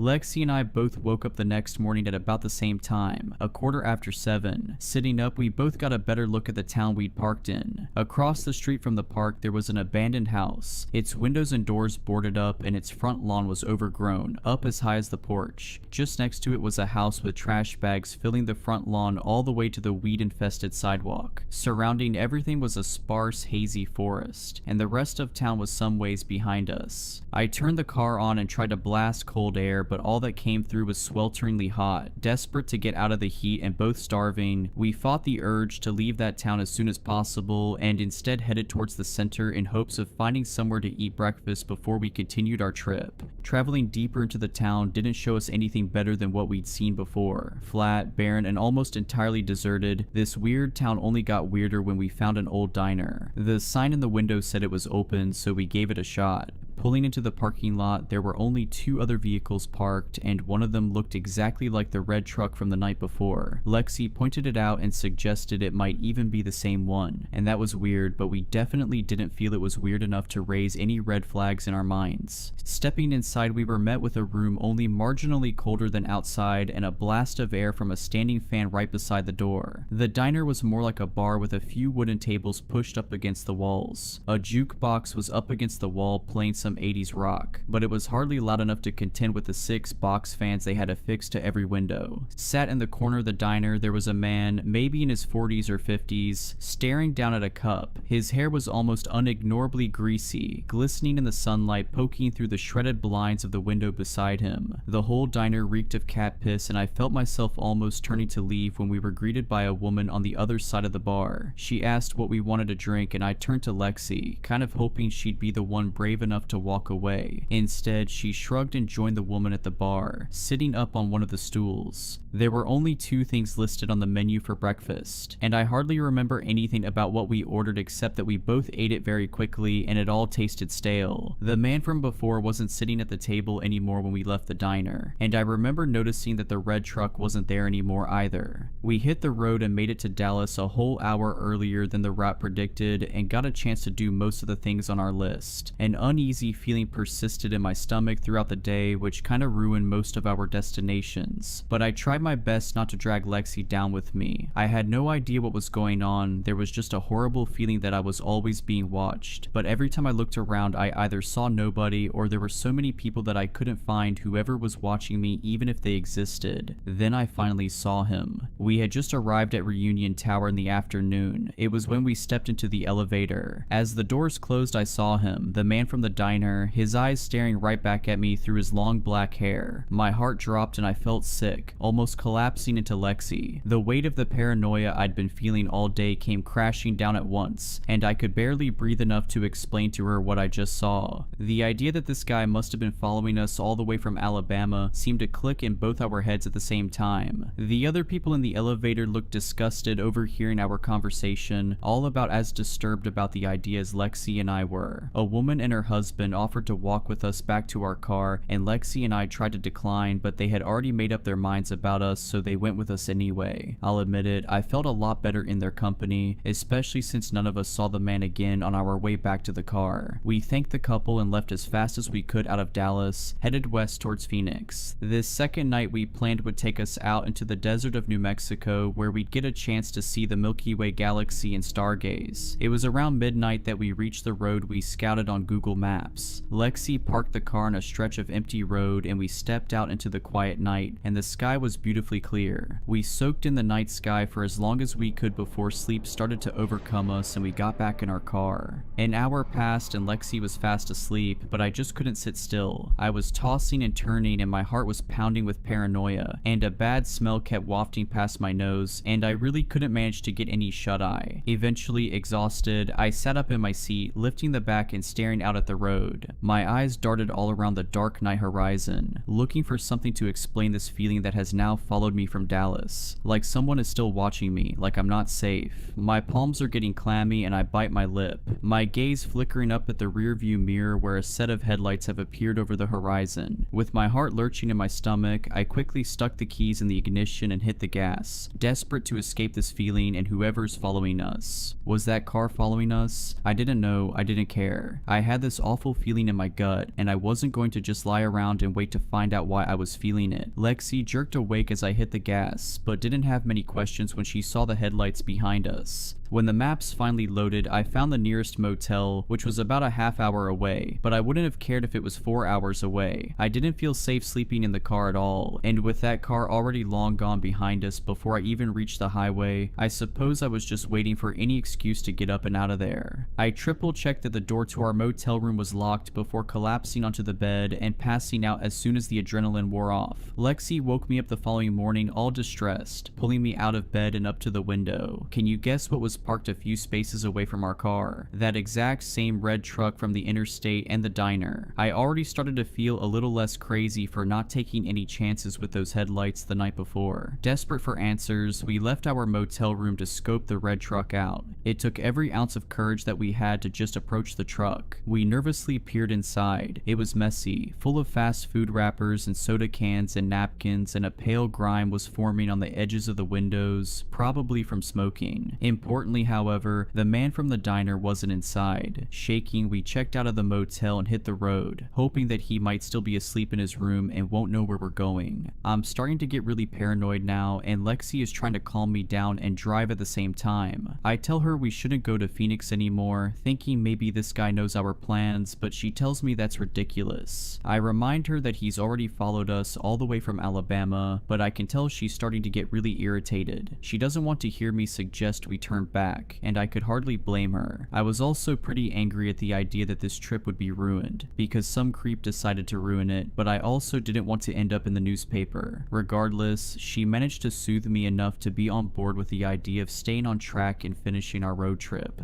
We crossed the state of New Mexico and ended in Phoenix, Arizona at around sunset. Even despite the tensions and stresses we both shared, I think that it would have been impossible for us to both sit in still silence for 10 whole hours. Eventually, we started talking again and getting back into the good vibe that we were seeking in this road trip in the first place. We started to joke about the creepy guy following us, saying we must be drop dead gorgeous for someone to chase us across 5 states. Although each quip had an undertone of discomfort, we were trying really hard to move on and have a good time despite it all. In all the long stretches of empty desert freeway, we didn't see that truck once, and in the way the panic died down as the day went on, we really were starting to enjoy ourselves once more. At one point on the road we were starving, hoping still to make it to Phoenix before the sunset, and also perhaps a bit afraid to stop driving in case that red truck catches back up with us. Lexi told me she had a box of granola bars in her bag in the back seat. I reached back and unzipped it, taking the open box out and bringing it into the front seat. Lexi paused with a weird look on her face and asked if I had opened the box, to which I said I hadn't, and to which she said she must have opened it and forgotten. But with the look on her face, it was clear that she didn't really fully believe herself. Those kept us going until Phoenix, where we stopped at a McDonald's and headed inside for a chance to stretch our legs. We ate fast and left to head to the motel and check in, but when we did, we were told they were completely full. Lexi was starting to lose her mind as we drove around the city trying to find another motel within our price range that wasn't completely occupied. When we eventually found one, we went inside to find one of the beds soaking wet for literally no reason. Full of exhausted anger, she stormed down to the clerk and practically screamed at him. He offered her a new room at no cost, but she just stormed out and back to the car, so I followed her. We got into the hot car and she had a breakdown, sobbing into the steering wheel. I tried to console her, but the truth was I was almost surprised I wasn't crying right there with her. I was able to keep my composure and we switched seats, and I drove us out to find somewhere to sleep in the car for the night. We lied there in the car, the engine half on and AC blasting freezing air to keep the interior habitable, and just grieved our ruined road trip. Tried to make the plans up to think of another time this summer we might get a chance to give it another go. Eventually she fell asleep basically mid-sentence and I tried to follow suit. The street lamp a few yards behind the car dimly illuminated the roof of the car as I stared up at it. That terrible smell crept back into my nose, but it lingered instead of wafting past. It was like a mix of vinegar and sewage, and I almost gagged, covering my nose and mouth with the shirt I'd taken off.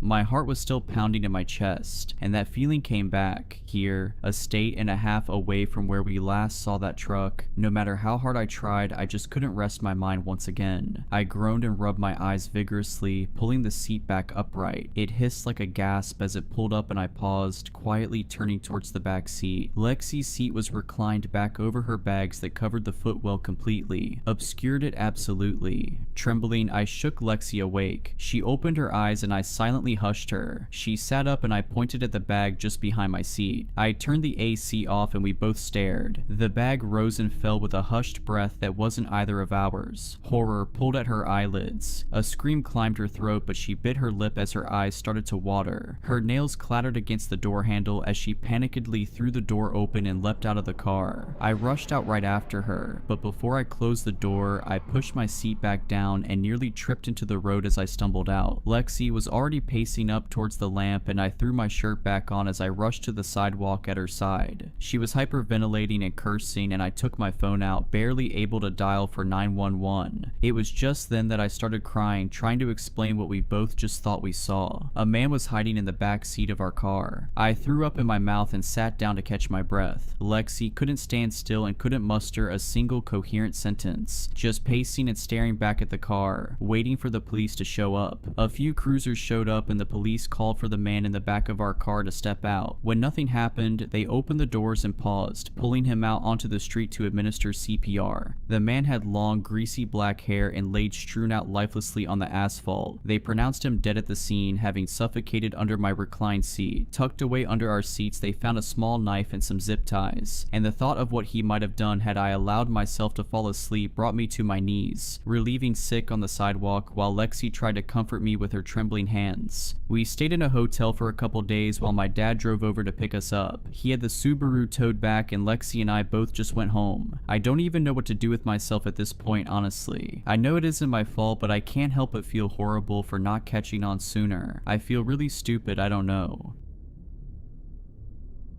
I've been free for exactly 2 days, 12 hours, and 17 minutes. Not that I'm counting, actually that's a lie, I am counting. Every second feels like a miracle and a nightmare simultaneously. Every tick of freedom is weighed down by what I know and what I can't bring myself to tell anyone. 3 years. That's how long I was held in that basement. At least that's what they are estimating at the hospital due to my blood work. Time blurred together in that windowless room, marked only by the steady drip of a leaking pipe and his footsteps on the stairs. That drip, that goddamn drip. Sometimes I would lie awake counting them until I reached thousands, feeling my sanity slip away with each watery pulse. I don't remember who I was before, not anymore. The worst part is knowing that I used to remember. For the first few months of captivity, I clung to my identity like a lifeline. I had a name, I had a home, I had people who loved me, I had a life. But he couldn't stand it when I'd recite these facts to myself in the dark. He'd fly into rages when I'd whisper my real name over and over like a prayer. "You're no one," he'd scream, bringing his fists down on my head, my face, my temples. "You're mine now, nothing else." The doctors at the hospital believe I have severe brain damage from repeated trauma. Scans show old fractures in my skull that healed without medical attention. Dark patches on my brain where blood pooled and scarred. Memory centers damaged beyond repair. Now the police ask questions I can't answer. Did I have family, friends, a job, a home? The only clear memory I have from before is standing outside a Trader Joe's, nearly dropping a paper bag of groceries as one of the handles ripped. It was raining lightly. I remember thinking I should have brought an umbrella. Then a hand clamped over my mouth, a bag over my head, the smell of chemicals, darkness. When I woke up, I was in that room. Concrete walls stained with substances I tried not to identify. A thin mattress on the floor that reeked of mold and worse things. A bucket in the corner that he'd empty only when the stench became unbearable even to him. A single light bulb hanging from the ceiling that he would turn on and off at random intervals, destroying any sense of day or night I might have clung to. The first month I screamed until my vocal cords shredded. I clawed at the door until my fingernails tore off, leaving bloody streaks on the wood. I begged whatever God might be listening to either save me or kill me. Neither happened. He never told me his name. I never saw his face clearly. At least, for the longest time I didn't see his face. Not that finally seeing it helped. I'll explain soon. He always wore a mask when he came down, a plain white medical mask at first, then more elaborate ones as time went on. Sometimes animals, sometimes cartoon characters. The Mickey Mouse one was the worst. He'd wear it on days he decided I needed to be disciplined. I won't describe what that entailed, I can't, not yet, maybe not ever. It was painful, horrific. That cheerful mouse face watching as he told me I was his masterpiece, a true blank canvas, that humans should be grateful for lives that are full of endless opportunities. Once he didn't feed me for 2 weeks, just water. By the end I was hallucinating, seeing shadows dance on the walls. When he finally came down with a plate of cold spaghetti, I wept with gratitude. I kissed his feet. I would have done anything. I did do anything. The strangest part was how routine it all became. The terror never fully subsided, but it evolved into something duller, more manageable. Sometimes he'd bring me books, dog-eared paperbacks with coffee stains and torn covers. Sometimes he'd sit in a folding chair and make me read to him, correcting my pronunciation instantly when I stumbled over words. Sometimes he'd leave a small radio that only picked up static and religious broadcasts. The preacher's voices became as familiar as my own thoughts. When winter came, I could tell from the bone-deep chill that seeped through the concrete. He'd bring down a space heater sometimes, but only if I'd been good. I learned to stop shivering in his presence because it annoyed him. I learned to regulate my body temperature through sheer will. I learned things about survival that no human should know. I stopped asking why. I stopped begging to be released. I stopped speaking altogether together around the 2-year mark. What was the point? The silence became my armor. He hated it. He'd scream at me, shake me, try anything to make me talk. But I'd retreated so far inside myself by then that my body was just an empty shell. Sometimes I would watch him from somewhere above, like I was floating near the ceiling, observing this broken girl with matted hair and skin stretched tight over protruding bones. The worst times were when he was kind, when he'd bring me a warm blanket, when he'd clean the infected cuts on my legs with surprising gentleness, when he'd read to me as I drifted off to sleep. Those moments confused me, made me question everything. Stockholm Syndrome, the hospital psychologist called it later. I call it hell. Then, 2 days ago, he came down the stairs without his usual measured steps. He was rushing, frantic, no mask this time, and his face, I know he wasn't wearing a mask and it was human skin, but no eyes, no mouth or hair, no ears or nose,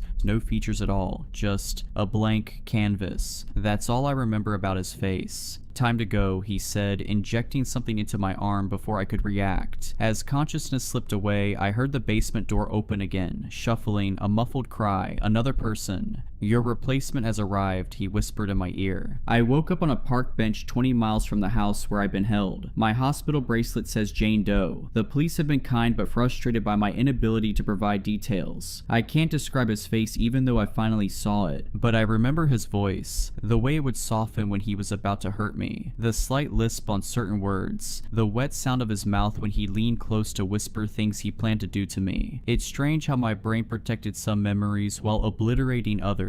The neurologist explained that severe, repeated head trauma can create a patchwork of memory loss. Your brain sacrificed your identity to preserve your survival instincts, she told me. Sometimes I still feel the phantom pain of those blows, the ringing in my ears that wouldn't stop for days, the world tilting as I tried to hold on to who I was before everything went dark. And last night, as a nurse was checking my vitals, I heard a news report on the small television in my hospital room. A 19-year-old girl had gone missing outside a Trader Joe's, one town over from where we are now. I should tell the police everything I know. I should help them find her. I should be doing something, anything. But I can't. I physically can't, because as he was preparing to release me after I'd heard those muffled cries from upstairs, unmistakably female, young, terrified, he grabbed my face with one gloved hand, squeezing until I thought my jaw would break. Listen carefully, he whispered, his breath hot against my ear. You're going to leave here, you're going to stay quiet. If I see one police sketch, if I hear one whisper that you're helping them find me, I will cut her throat while playing a recording of your voice. She'll die believing you killed her. He showed me a phone then, replaying snippets of my voice he'd recorded over the years. My pleas, my screams, even my reading voice from those bizarre sessions where he'd make me read aloud from classic novels for hours until my throat was raw. I've already told her all about you, he continued, how you helped pick her, how you're my partner. She thinks you've just gone out for supplies. His tone was nothing less than excited. She's waiting for you to come back, for 3 years just like you waited.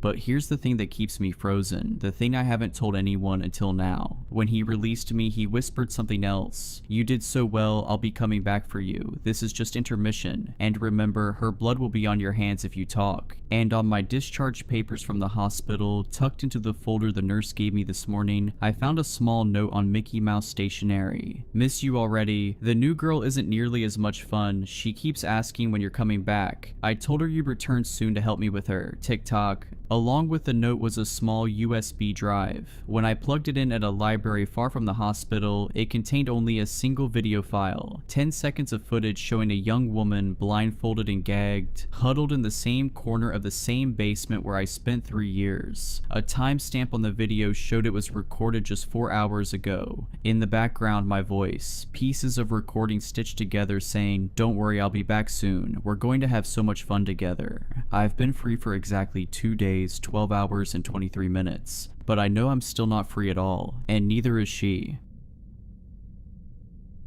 Just some background on this story. I, a 24-year-old female, was about 21 at the time, and commuting a decent distance to school from my parents' house. My parents live in a small town, and based on what I observed in high school, the dating pool there is slim. A couple years ago, I was still adjusting to the adult dating scene. I was using Tinder, and though I had been on a few dates and had a few hookups, it was mostly just situations where I either wasn't that interested in the guys, or it was strictly a one-night stand. There's a college college town, not where I went to school, about 45 minutes from my parents' house, and I went on a few dates there. It's a cool city to hang out in, so it was always worth the journey even if a date didn't work out. The worst Tinder date I'd had at this point was one guy that went in for the kiss when I clearly wasn't feeling it. Like, I cringed away as he went to kiss me, so his mouth caught the edge of my mouth as I turned away while trying and failing to not make a face. Very awkward, but by no means something where I felt my life was in danger. Sometimes it just doesn't work out. However, this story's different. We chatted through text after matching on Tinder, and though he wasn't exactly my usual type, he was charming enough.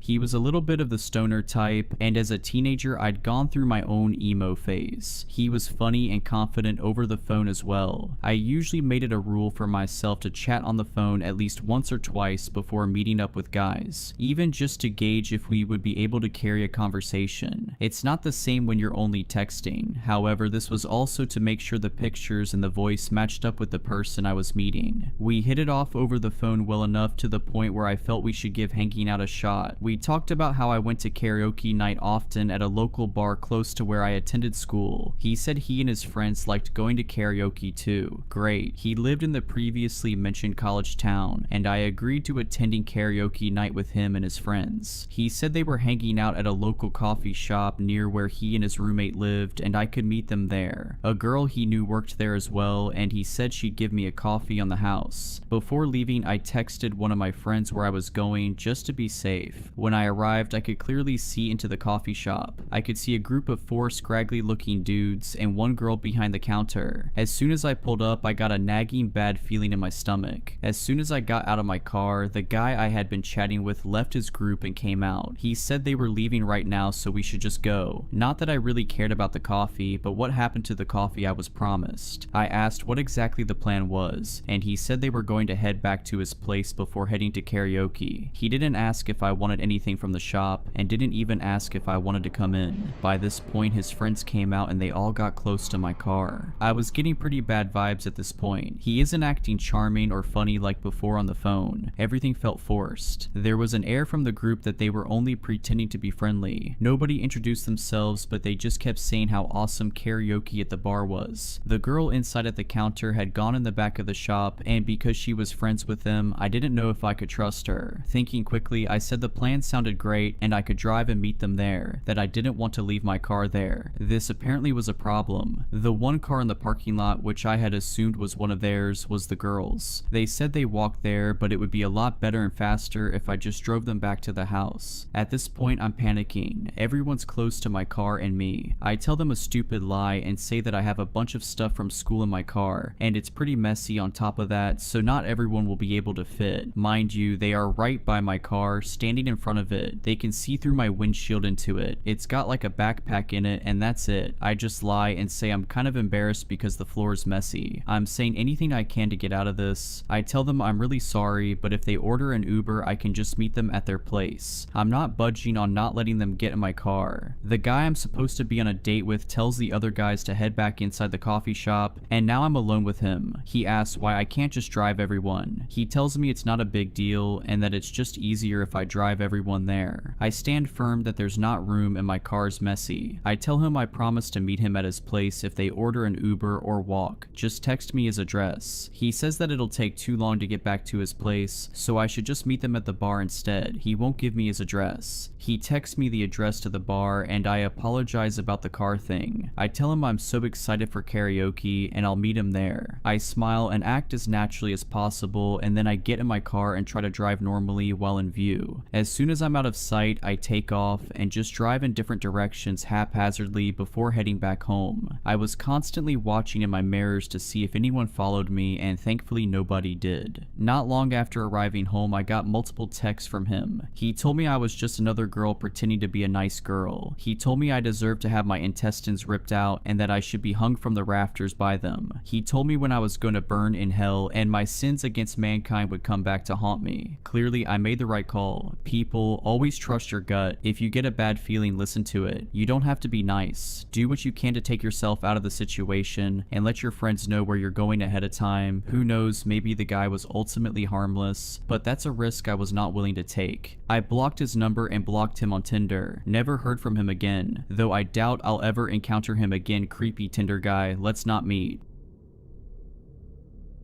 I grew up in the exurbs of western Louisiana. Our small town was deeply religious, and this coupled with the crime wave of the 1980s meant that my childhood was spent largely cooped up inside. The first lick at freedom I got was Halloween night 1987. I was 13 and was allowed out until midnight with a group of my closest friends. What really sold my mother on the idea was Patrick. Patrick was the 17-year-old brother of my best friend Marv. Despite being feared by anyone younger than him, he was a good student and a good Christian, and all the adults he knew would fawn over him. Against his own will, he'd be accompanying our little group for the night. It was in Marv's family's basement that we watched the first half of Friday the 13th. Looking back, I'm sure I thought in the moment that that movie would be the most traumatizing thing I'd see all night. When Patrick entered the room, our laughter died mid-sentence. He wasn't tall, but carried himself like he was. I never liked him, but knew that not even his presence could bring down my mood tonight. After Marv's parents forced us out, we patrolled the neighborhood trick-or-treating. I think there were about 5 or 6 of us, not including Patrick. I knew all the other kids from either church or school, apart from Lenny, the kid brother of my friend Rob. I never knew, but I'm sure he was only around 7 or 8. I did remember that he was dressed in a clown costume. Apart from Lenny, the only other costumes I could remember were mine and Marv's. We both came dressed as Ghostbusters, and I'd brought an old black painted vacuum cleaner with me to really make it. It was after 10, after the trick-or-treating, that maybe 1 or 2 of us left the group to go back home. We all were giggling and messing around, high on sugar, not noticing that Patrick was leading us a little further away from the rows of white houses. The streetlights grew sparse, then vanished altogether. The laughter that had carried us through the night faltered, replaced by the crunch of dead leaves underfoot and the distant rhythmic croak of bullfrogs. The air thickened with the smell of stagnant water and rotting vegetation. I remember Marv nudging me, his grin faltering for the first time that night. "Dude," he whispered, "where the hell is he taking us?" There was a small marshy clearing on the banks of the bayou. Large, thick roots served as makeshift benches which Patrick directed us onto. Confused, we sat in a crescent around him and watched in terror as he took a cigarette from his pocket, lit the end, and took a draw. He blew smoke into Marv's face and started to talk. He told us all that he had a story he wanted to share, a local legend that every kid in town should be aware of. We listened intently as he began telling us about Leatherskin. The story will always stick with me, and I will now try to repeat it as accurately as I can. I might miss out some of the details. It has been 38 years after all, but this will be the truest account of the original myth on the internet, as far as I know anyway. Leatherskin was born sometime in the late 40s or early 50s. Deformed, coarse brown calluses grew all over his body like spreading mycelium. His pus-colored eyes were nothing but tiny pinpricks, and the full set of teeth he was born with were too sharp to be breastfed. His father, the town's pastor, was terrified that his child was a satanic aberration, punishment for the sins of his youth. Despite his ailing wife's pleas, the pastor took his newborn to a murky corner of the swamp and left him in a patch of moss to die. By this point, Patrick had already piqued my interest. At 13, I'd already heard the name Leatherskin whispered before. I heard it from a kid in the playground when I was much younger, in the context that he was going to get me. It was a small part of local lore that I honestly knew nothing about. I didn't even know what Leatherskin was supposed to look like. On that Halloween night, I was ecstatic at the idea of finally getting to know. Unbeknownst to the pastor, he left his unwanted infant crying within earshot of a dilapidated shotgun house. The wooden shaking that was slowly sinking into the bayou was inhabited by an aged and dementia-ridden woman. She wandered from her home and followed the cries to that little patch of moss. When she found the baby, she took him in her arms and cradled him to silence. That night, she brought him back with her and raised him as her own. For years, she fed and clothed him, cared for and nurtured him, and did her best to keep him from harm's way. The senile old woman was barely able to speak herself, and, with no other human contact, Leatherskin grew up without a proficiency in any language. His diet consisted of raw seabird and other hapless swamp creatures until he reached puberty. By 13, Leatherskin was already almost 7 feet tall and had just begun to sneak out of his mother's home and into the small town on the other side of the overgrowth. He'd stalk through the backyards at night and kidnap family pets under the cover of darkness. This became his new routine, but as Leatherskin grew, so did his hunger. Sometime in the mid-1960s, a small girl wandered out into the swamp chasing a monarch butterfly. She was never seen again. From this point onwards, all sympathy had drained from Leatherskin's story. After his first feed on children's flesh, he could not go back. Kids began disappearing at a rate far higher than the national average. After the discovery of some semblance of human remains, the townsfolk would propound that these poor children were falling victim to alligator attacks. Hunts began soon after, and although many reptiles were killed, Leatherskin remained out of sight. The parents, however, stopped letting their children play outside, and especially not near the bayou. Leatherskin was forced to venture further into the small village and even broke into houses from time to time. It was after one of the Calloway twins disappeared from the edge of the schoolyard that people stopped saying gators and started to nail their windows shut instead. By this time, he had begun to spend much of his time in the water, clambering from root to root in the murky shallows. Anyone who did encounter him might have mistaken Leatherskin for a floating log or even a crocodilian. Few would have realized how close to death they'd come. Some hunters might have even seen the rundown cabin Leatherskin called home. It rested half sunken where the marshland met the slow running waters of the bayou. It was built by the father of Leatherskin's elderly adoptive mother, sometime in the 1870s or 80s I'd reckon. Back then, where it stood was dry land perched on a small riverbank. With more attraction, it could have developed into a township, taking the place of the one I called home a mile northwards. Shortly after the end of segregation, and immediately after Governor Wallace's loss in the 1968 presidential election, racial tensions in the state of Louisiana were at a fever pitch. Following more sightings and even a blurry photograph of Leatherskin, the highly fantasized story the local newspapers ran with were of a Creole cannibal living deep within the swamp. A racist mob was whipped up, and in one warm July night they descended into the quagmire, accompanied by the sheriff's men. By foot and by boat, the crowd came across Leatherskin's decaying house. Raiding it, they found only the senile octogenarian who'd raised the young demon. She was alive but unresponsive, as she had been for the past 2 years. In that time, she'd been kept alive, fed, and bathed by her de jure offspring. The gang of men soon realized she wasn't the sole occupant of the house, however, as the wooden frames weren't the only things rotting away. Led into the cramped upstairs by stench alone, they found piles of small bodies, most picked down to the bone. In the ensuing interrogation, the old woman sadly died. This was the beginning of the account from the sole survivor of that night's events. Once he regained speech a few days after, he told the reporters encamped around his hospital bed that shortly after, the door was ripped from its hinges. A blur entered the shack and tore the group of men apart, shrugging off gunfire like a metal drum as he did. The lone survivor, a teenage clerk from Rubio's Hardware, had only done so by leaping out of a brittle, mildew-frosted window. Leaving the screams behind him, he ran, coated in blood, through the maze of vines. In a panic, he twisted his ankle and crawled onto a mossy clearing lit by the moonlight. Eventually, he was found by one of the police boats used in the search, piloted by a bewildered deputy, and taken back into town. When a second search party came across the old cabin, they found what was left of the group of men. They were gored to pieces, strewn everywhere. The townsfolk burned the house, and as it went up in flames, its ancient foundations finally gave way and it slid into the murky water. No one knew what happened to Leatherskin, but to this day, our little town still has one of the highest disappearance rates in the contiguous United States. Some say Leatherskin is still alive and well, thriving in the swamp, still feeding on children. At least this was the story told to us by Patrick. Once Patrick finished his yarn, he looked around at the group of kids in front of him, gauging our belief or lack thereof. To my side, little Lenny was quivering in his clown costume, his eyes darting around the mangroves. I was conflicted on its validity, but I can remember that with the passion the story was told, I felt inclined to believe him. If I had fully believed him, I might have been less enthusiastic when Patrick quickly suggested that we should all go into the swamp and hunt for Leatherskin ourselves. Since I watched Stand By Me, I yearned for the freedom I had seen in media. With an hour to midnight, I leapt from my seat on the root and fervently supported Patrick's plan. He threw his arm around my shoulder and spoke to the rest of the children, goading them to follow my example. I started to wish that I kept my mouth shut, because 5 minutes later, our little posse was trudging through the swamp. One or two decided not to come with us, instead following the trail back the way we came and into town. A few of us had flashlights given to us by our overprotective parents that, combined with the brief cracks of moonlight gazing through the canopy, guided our path. We stuck to the elevated and dry sods of earth as best we could. Despite my attempts, I could feel the hanging ends of my pant leg dampen. Marv and I tried to hang back, and we talked and laughed like a pair of hyenas. The air was wet with sound, cicadas, toads, and the flow of the nearby bayou. Suddenly, Patrick put a commanding hand up and told us all to stop. We did, and looked around trying to find what sparked our sudden halt. Patrick turned to us with a sinister smile and said that he'd seen movement along the banks of the creek. "It's Leatherskin," I remember Patrick shouting at us. Lenny's breath hitched as his older brother pushed him forward. Patrick saw what the siblings were doing and decided to take it further. He said something along the lines of, "You're the youngest. Leatherskin will want you." With that, we all started chanting, pressuring the kid to take a few more steps towards the water's edge. Clearly terrified, but even more afraid of what a group of older boys could do to him, he did. In his little white clown suit with blue and red polka dots, he took a series of anxious steps forward as we roared around him. Joking, I shouted, "Oh my god, is that Leatherskin?" Lenny whirled around, almost losing his balance and falling backwards into the water. Tears were streaking down his white face paint now. "Stop it, guys, you're not funny," he screamed as we all bent double, laughing at him. Those words are etched into my mind because they were his last. A torrent of water swept onto the thin, stony bank as a great weight slammed into Lenny, having bitten onto his submerged ankles. He cried out in pain and shock and fell to hands and knees as he was dragged backwards. I was paralyzed with fear, as were Patrick and Marv, but Lenny's brother rushed forward to fight off the black shape. It wasn't until he splashed into the water that we snapped out of our trance of regret and ran to Rob's side. He grabbed him and stopped him from running fully into the bayou as Lenny was dragged underwater by what we came to realize was an alligator. We all stood, soaking and staring at the carnage before us. The beast had begun to death roll, and Lenny's screams came in cycles and he repeatedly breached, and was then dragged under the water. Those same screams still rattle away in my nightmares, whenever my mind dares to dream. His dying breath was carried as a bubble to the black water surface. Within a minute, maybe less, the white froth brought up by the thrashing had dissipated. Our collective gaze followed the disturbance in the water as it slowly moved away, off towards the tangle of mangroves. Rob fell to his knees by my side and sobbed gently into his hands. I heard Patrick gulp and turned to watch him wordlessly walk away from us, back in the direction of the trail. Marv and I helped Rob to his unsteady feet and followed Patrick. As soon as we caught up to him, he whipped around and furiously warned us not to tell a soul what had happened tonight. I was inclined to follow his advice, as was Marv, but we both knew Rob couldn't. Patrick sighed and took Rob by his forearm and led him away from us. I looked at Marv confused, but he just shrugged. A small while later, the two returned. Rob was crying with even more devastation now, and Patrick just sniffed indifferently. When I returned home that night, just 15 minutes past midnight, my mother immediately knew something was wrong. Despite her persistence, I explained to her that I was blackout tired, and as it was over 3 hours past my bedtime, she let me go to sleep as soon as I came through the door. I cried for most of the night and stayed awake long enough to hear sirens wailing from, I assumed, Rob's house. In the morning, my mother came into my room and quietly sat on my bed. She told me in a soft and distant voice that Lenny, the little brother of my friend Rob, had been reported missing. She then asked me if I knew anything about it. I told her in a shaky voice that I didn't, and my reply was followed by a few minutes of silence. My mother then leaned in and hugged me. I started to cry into her shoulder, and after some point she pulled away, gave me a shallow smile and left to my room. They never found Lenny, of course, nor did they find his remains. I didn't see Rob much after that night, but I often heard from my parents that Lenny's mother and father had shattered. I stayed friends with Marv until I moved to Baton Rouge at 19. I rarely visited my hometown, but recently, my mother passed away. I haven't spoken to her in years, let alone seen her in person. The funeral was organized by my sister, who now lived in the family home with her own family. I stayed with her for a week or two during the mourning period, and got to know my nieces and nephews properly for the first time. A few days ago, I was browsing around a local shop, one I worked at in the summer of 1990. It hadn't changed much, and I realized the new owner was an old school friend of mine. I was walking down aisle 3 when I bumped into him. I almost didn't recognize him at first, but he recognized me. It was Rob. Guilt still clung to him like kudzu. I could tell it in his gray eyes and broken smile. His hands trembled as he restocked a shelf of canned goods, his wedding ring loose on his thinning fingers. He somehow seemed smaller than he was when we were 13. We talked and vowed to talk more again one day, then said our goodbyes. I'm still not sure how much detail he told his parents of what happened that night, or if he's ever made peace with his own conscience. This post is my own admission. I'm not sure if the stories of Leatherskin are true. I did, however, tell them to my young nieces and nephews in the hope they'll never venture near the swamp. Alligators infest these waters, and I'm certain it was one of those beasts that killed Lenny that night. I mean, what else could it be?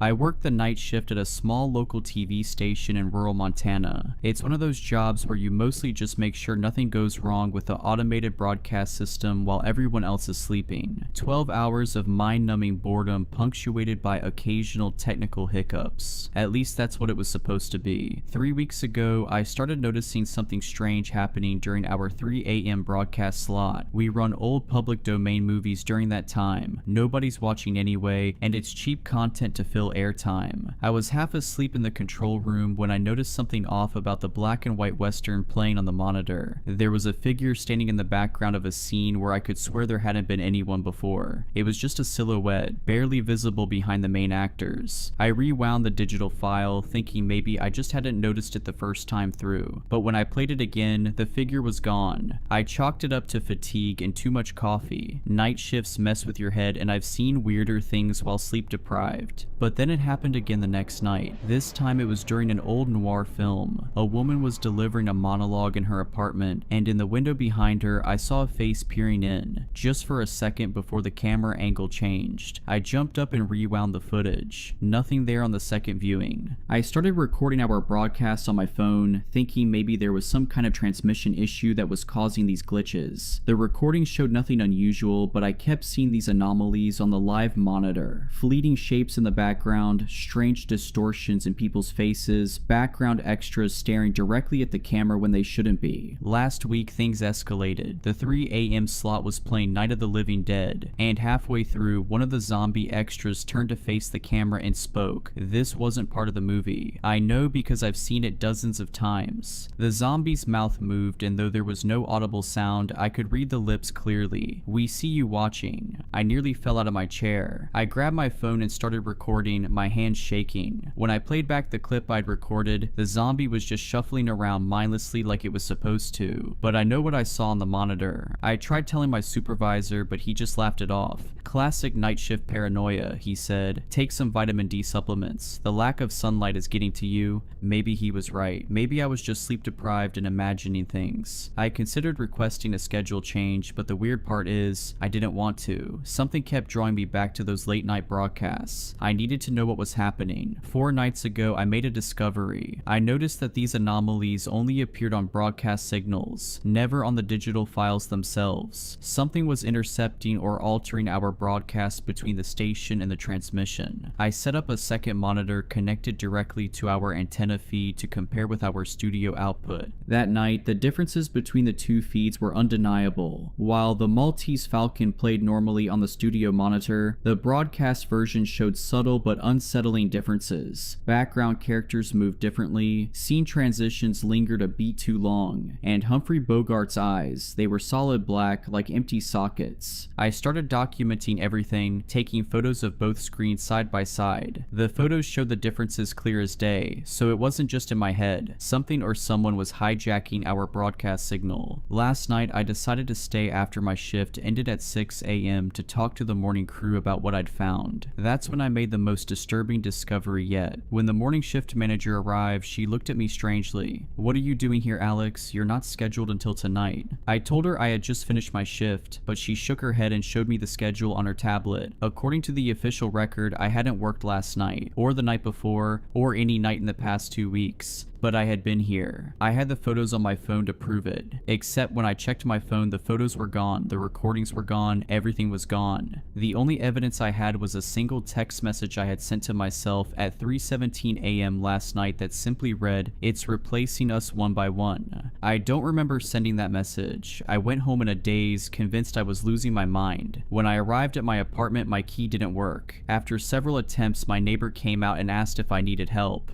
"Hey, are you looking for Alex?" she asked, not recognizing me. "He moved out about 2 weeks ago. Are you a friend of his?" I stood there unable to speak. How could she not recognize me? I've lived next door to her for 3 years. I managed to mumble something about having the wrong apartment and walked away. I'm writing this now from a motel room, using a laptop I bought today. I don't know who or what has taken over the broadcast, but I think it's spreading beyond the signal now. Tonight at 3 a.m., every TV in this town will be airing our public domain movie slot. I don't know how many people might be watching, insomniacs, night shift workers, people who fall asleep with their TVs on, but I know something will be watching back through those screens. I'm going back to the station tonight. I need to find a way to stop the broadcast. If you're reading this and you live in a small town with a local TV station, do me a favor. Don't watch anything that airs at 3 a.m. And if you see someone who looks exactly like you walking around, run.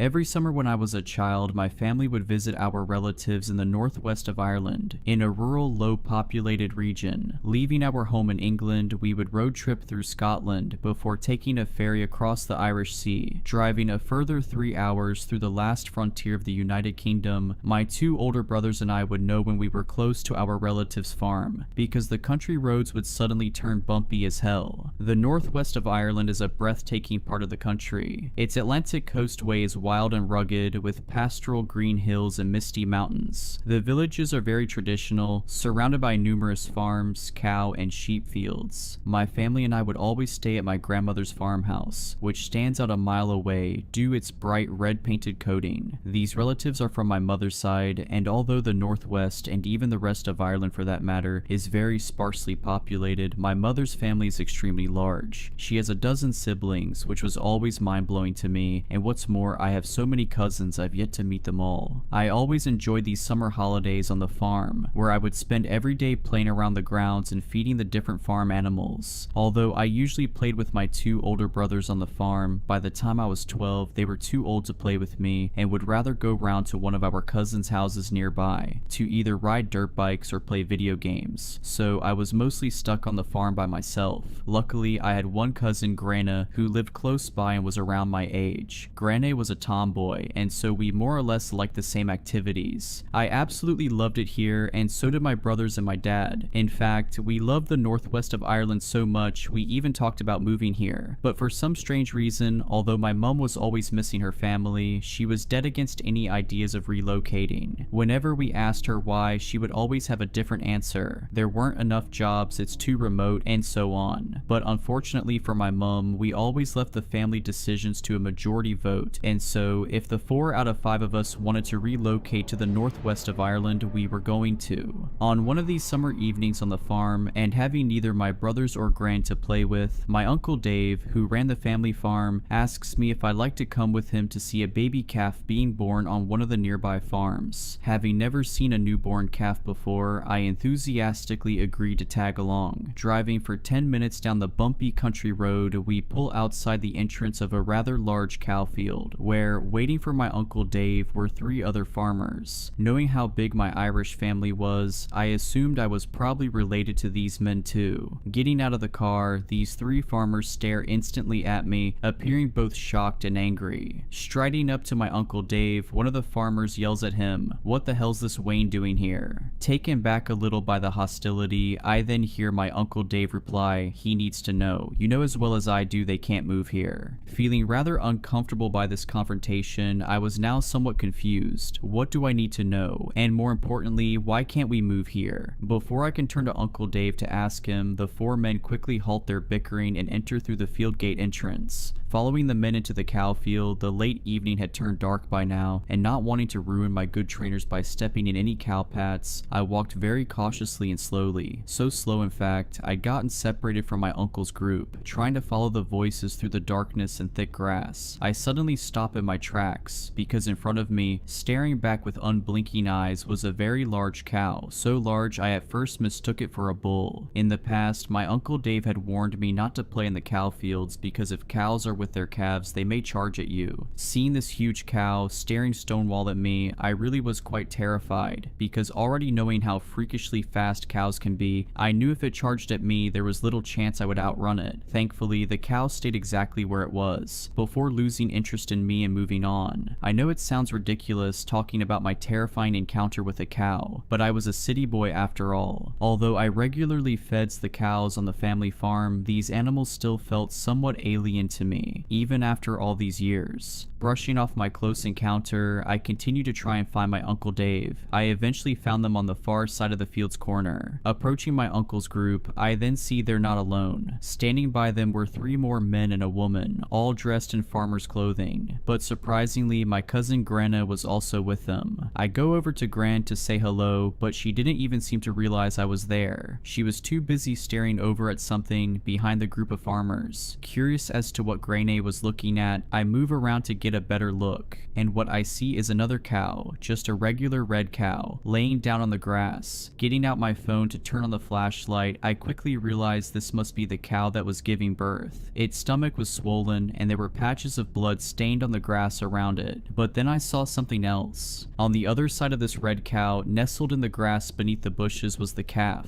and rather sadly it was stillborn. But what greatly concerned me wasn't that this calf was dead. What concerned me was its appearance. Although the calf's head was covered in red slimy fur, the rest of it wasn't. The rest of it didn't have any fur at all, just skin. And what made every single fiber of my body crawl was that this calf's body, its brittle infant body, it belonged to a human. Curled up into a fetal position, its head was indeed that of a calf. But what I should have been seeing as 2 front and hind legs were instead 2 human arms and legs, no longer or shorter than my own. Feeling terrified and at the same time in disbelief, I leave the calf, or whatever it was, to go back to Granna, all the while turning to shine my flashlight on the calf, as though to see if it still had the same appearance. Before I can make it back to the group of adults, Gran stops me. With a look of concern on her face, she stares silently back at me before she says, "You're not supposed to be here, it was supposed to be a secret." Telling her that Uncle Dave had brought me, I then ask what the hell that thing was. "I'm not allowed to tell you," she says. "This was supposed to be a secret." 20 or 30 so minutes later, we were all standing around as though waiting for something, before the lights of a vehicle pull into the field and a man gets out to come over to us. This man wasn't a farmer, he was some sort of veterinarian. Uncle Dave and the others bring him to tend to the calf's mother, and as he did, me and Gran were made to wait inside one of the men's tractors. We sat inside the tractor for what felt like hours. Even though it was summer, the night was very cold, and I was only wearing a soccer jersey and shorts. I tried prying Grande for more information as to what was going on, but she wouldn't talk about it, or at least wasn't allowed to talk about it. Luckily, my determination for answers got the better of her, because more than an hour later, with nothing but the cold night air and awkward silence to accompany us both, Gran finally gave in. This happens every couple of years to all the farms here, but we're not supposed to talk about it, it brings bad luck.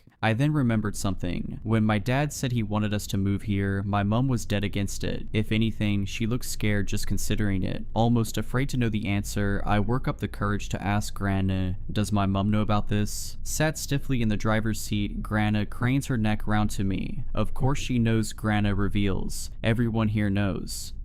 It made sense now. No wonder my mum didn't want to move here. She never even seemed excited whenever we planned on visiting, which was strange to me because my mum clearly loved her family. I then remembered something else. A couple of years ago, I remember waking up in the middle of the night inside the farmhouse, and I could hear the cows on the farm screaming. The screaming was so bad I couldn't even get back to sleep that night. The next morning, rushing through my breakfast to go play on the farm, Uncle Dave firmly tells me and my brothers to stay away from the cowshed. He didn't even give an explanation. Later on that night, after what must have been a good 3 hours, my Uncle Dave and the others come over to the tractor. Shaking Uncle Dave's hand, the veterinarian then gets in his vehicle and leaves out the field. I then noticed 2 of the other farmers were carrying a black bag or something, each holding separate ends as they walked. I could see there was something heavy inside, and my first thought was they were carrying the dead calf, or whatever it was, away. Appearing as though everyone was leaving now, Uncle Dave comes over to the tractor to say we're going back to the farmhouse, and that we would drop Granna home along the way. Having taken Gran home, we then make our way back along the country road, where both me and Uncle Dave sat in complete silence. Uncle Dave driving, just staring at the stretch of road in front of us, and me staring silently at him. By the time we get back to the farmhouse, it was 2 o'clock in the morning, and the farm was dead silent. Pulling up outside the farm, Uncle Dave switches off the car engine. Without saying a word, we both remain in silence. I felt too awkward to ask him what I had just seen, but I knew he was waiting for me to do so. Still not saying a word to one another, Uncle Dave turns from the driver's seat to me, and he tells me everything Grain wouldn't. "Don't you see now why you can't move here?" he says. "There's something wrong with this place, son. This place is cursed. Your mammy knows. She's known since she was a Wayne. That's why she doesn't want you living here." Yo, so why does this happen? I ask him. "This has been happening for generations, son. For hundreds of years, the animals in the county have been giving birth to these things." The way my Uncle Dave was explaining all this to me, it was almost like a confession. Like he'd wanted to tell the truth about what's been happening here all his life. It's not just the cows, it's the pigs, the sheep, the horses, and even the dogs. The dogs, it's always the same. They have the head as normal, but the body's always different. It was only now, after a long and terrifying night, that I suddenly started to become emotional. And I was completely exhausted. Realizing this was all too much for a young boy to handle, I think my Uncle Dave tried to put my mind at ease. "Don't you worry, son. They never live." Although I wanted all the answers, I now felt as though I knew far too much. But there was one more thing I still wanted to know. What do they do with the bodies? "Don't you worry about it, son. Just tell your mammy that you know. But don't go telling your brothers or your daddy now. She never wanted them knowing." By the next morning, and constantly rethinking everything that happened the previous night, I look around the farmhouse for my mom. Thankfully, she was alone in her bedroom folding clothes, and so I took the opportunity to talk to her in private. Entering her room, she asks me how it was seeing a calf being born for the first time. Staring back at her warm smile, my mouth opens to make words, but nothing comes out, and instantly, my mom knows what's happened. "I could kill your Uncle Dave," she says. "He said it was going to be a normal birth." Breaking down in tears right in front of her, my mom comes over to comfort me in her arms. "It's okay, chicken. There's no need to be afraid." After she tried explaining to me what Graina and Uncle Dave had already told me, her comforting demeanor suddenly turned serious. Clasping her hands upon each side of my arms, my mum crouches down, eyes level with me, and with the most serious look on her face I'd ever seen, she demands of me, "Listen, chicken. Whatever you do, don't you dare go telling your brothers or your dad. They can never know. It's going to be our little secret, okay?" Still with tears in my eyes, I nod a silent yes to her. "Good man yourself," she says. We went back home to England a week later. I never told my brothers or my dad the truth of what I saw, of what really happens on those farms, and I refused to ever step foot inside the northwest of Ireland again. My father was a pretty easygoing person. He was always the fun dad who'd get my brother and I what we want from McDonald's or take us to the arcade downtown over the weekend. We'd play catch in the backyard and go hiking in the Green Mountains that always stood as the backdrop of my childhood.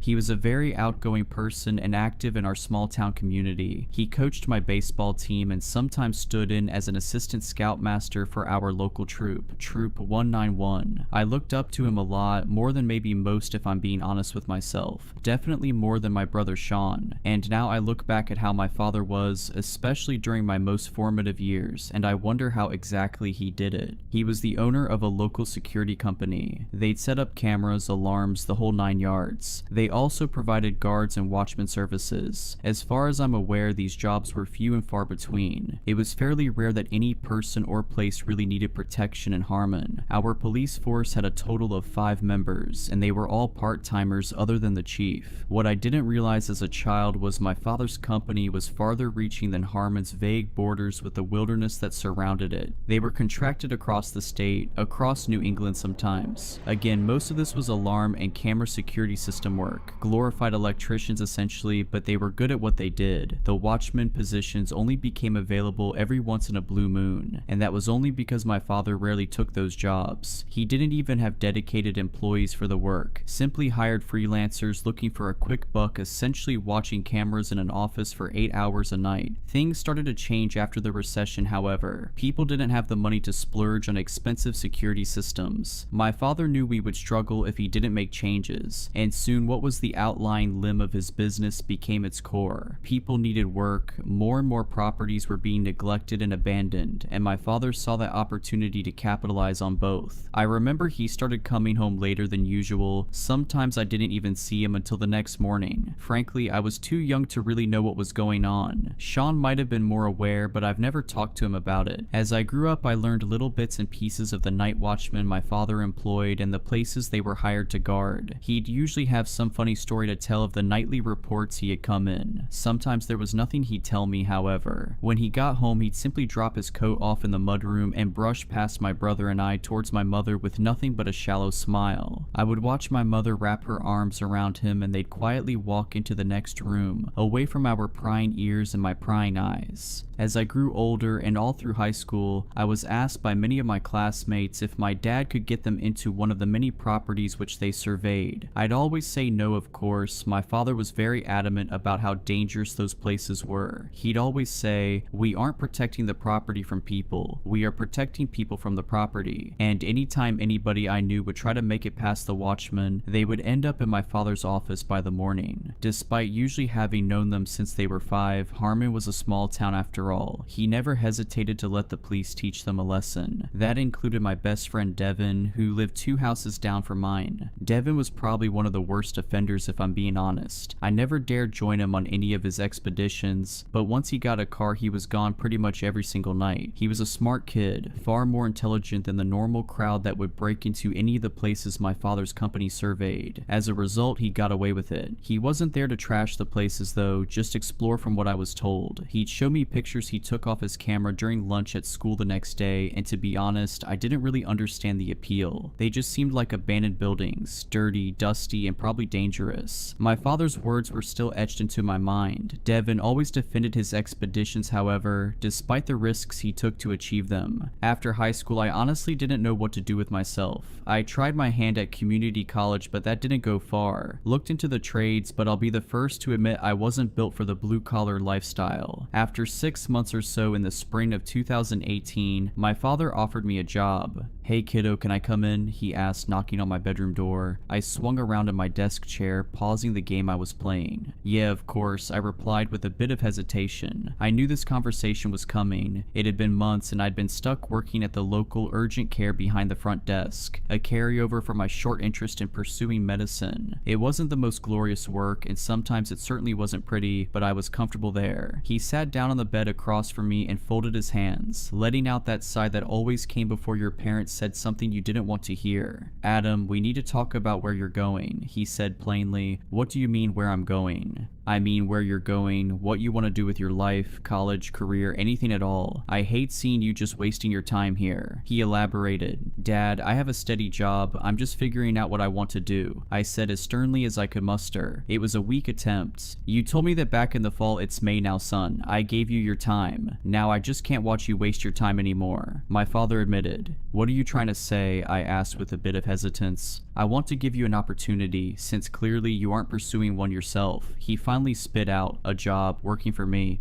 "Dad, no, I'm not." He quickly cut me off. "Adam, listen, it's better pay than you're getting. Hell, it's better pay than your brother is going to get once he finishes school. It can be the start of a career for you, or at the very least, you can start saving some real money for the future. And it's easy work. You'll have plenty of time to figure out what you want to do." He tried selling me, even repeating my own words. I shut my eyes for a moment and exhaled. "What's the job?" I asked begrudgingly, knowing this was less of a choice than he was making it out to be. "Night watchman, 5 days a week, 8 hours each day. I'll even let you pick your days off." "I thought you didn't want me going to those places. Aren't they dangerous after all?" I questioned, trying to use his words against him. He rolled his eyes. "I know what you're doing, son, and you're not a kid anymore. Plus, you'll be there legally, not trespassing like your friends. I'd be handpicking your assignments anyways. I won't have you going." "If I'm going to take this job, I don't want any special treatment, Dad," I argued. "You offer me this job, I will go where you'd send any other watchman." He didn't respond for a moment, clearly not having a quick counter like he did for anything else I'd said up until that point. "If that's what you want." He finally stumbled out, less assertive than before. His demeanor had completely changed in those few moments. Any confidence he conveyed had eroded severely. He looked at me with eyes that told me to fight the offer that he himself had just been arguing for, and I looked back at him with a new sense of cockiness, like I'd somehow beat him at his own game. I barely even thought about what I was doing. I knew my job was dead end anyway, so I didn't see much stake in keeping it. Maybe this was a smart idea. My father had always had my best interest in mind. He wouldn't have ever offered this to me if he thought I couldn't handle it. But then again, I had thrown in a term that he did not offer. "I'll do it," I agreed simply, giving him a smile. He nodded silently, slowly rising from the bed and walking towards the door. "Alright, I'll let you put your 2 weeks in then,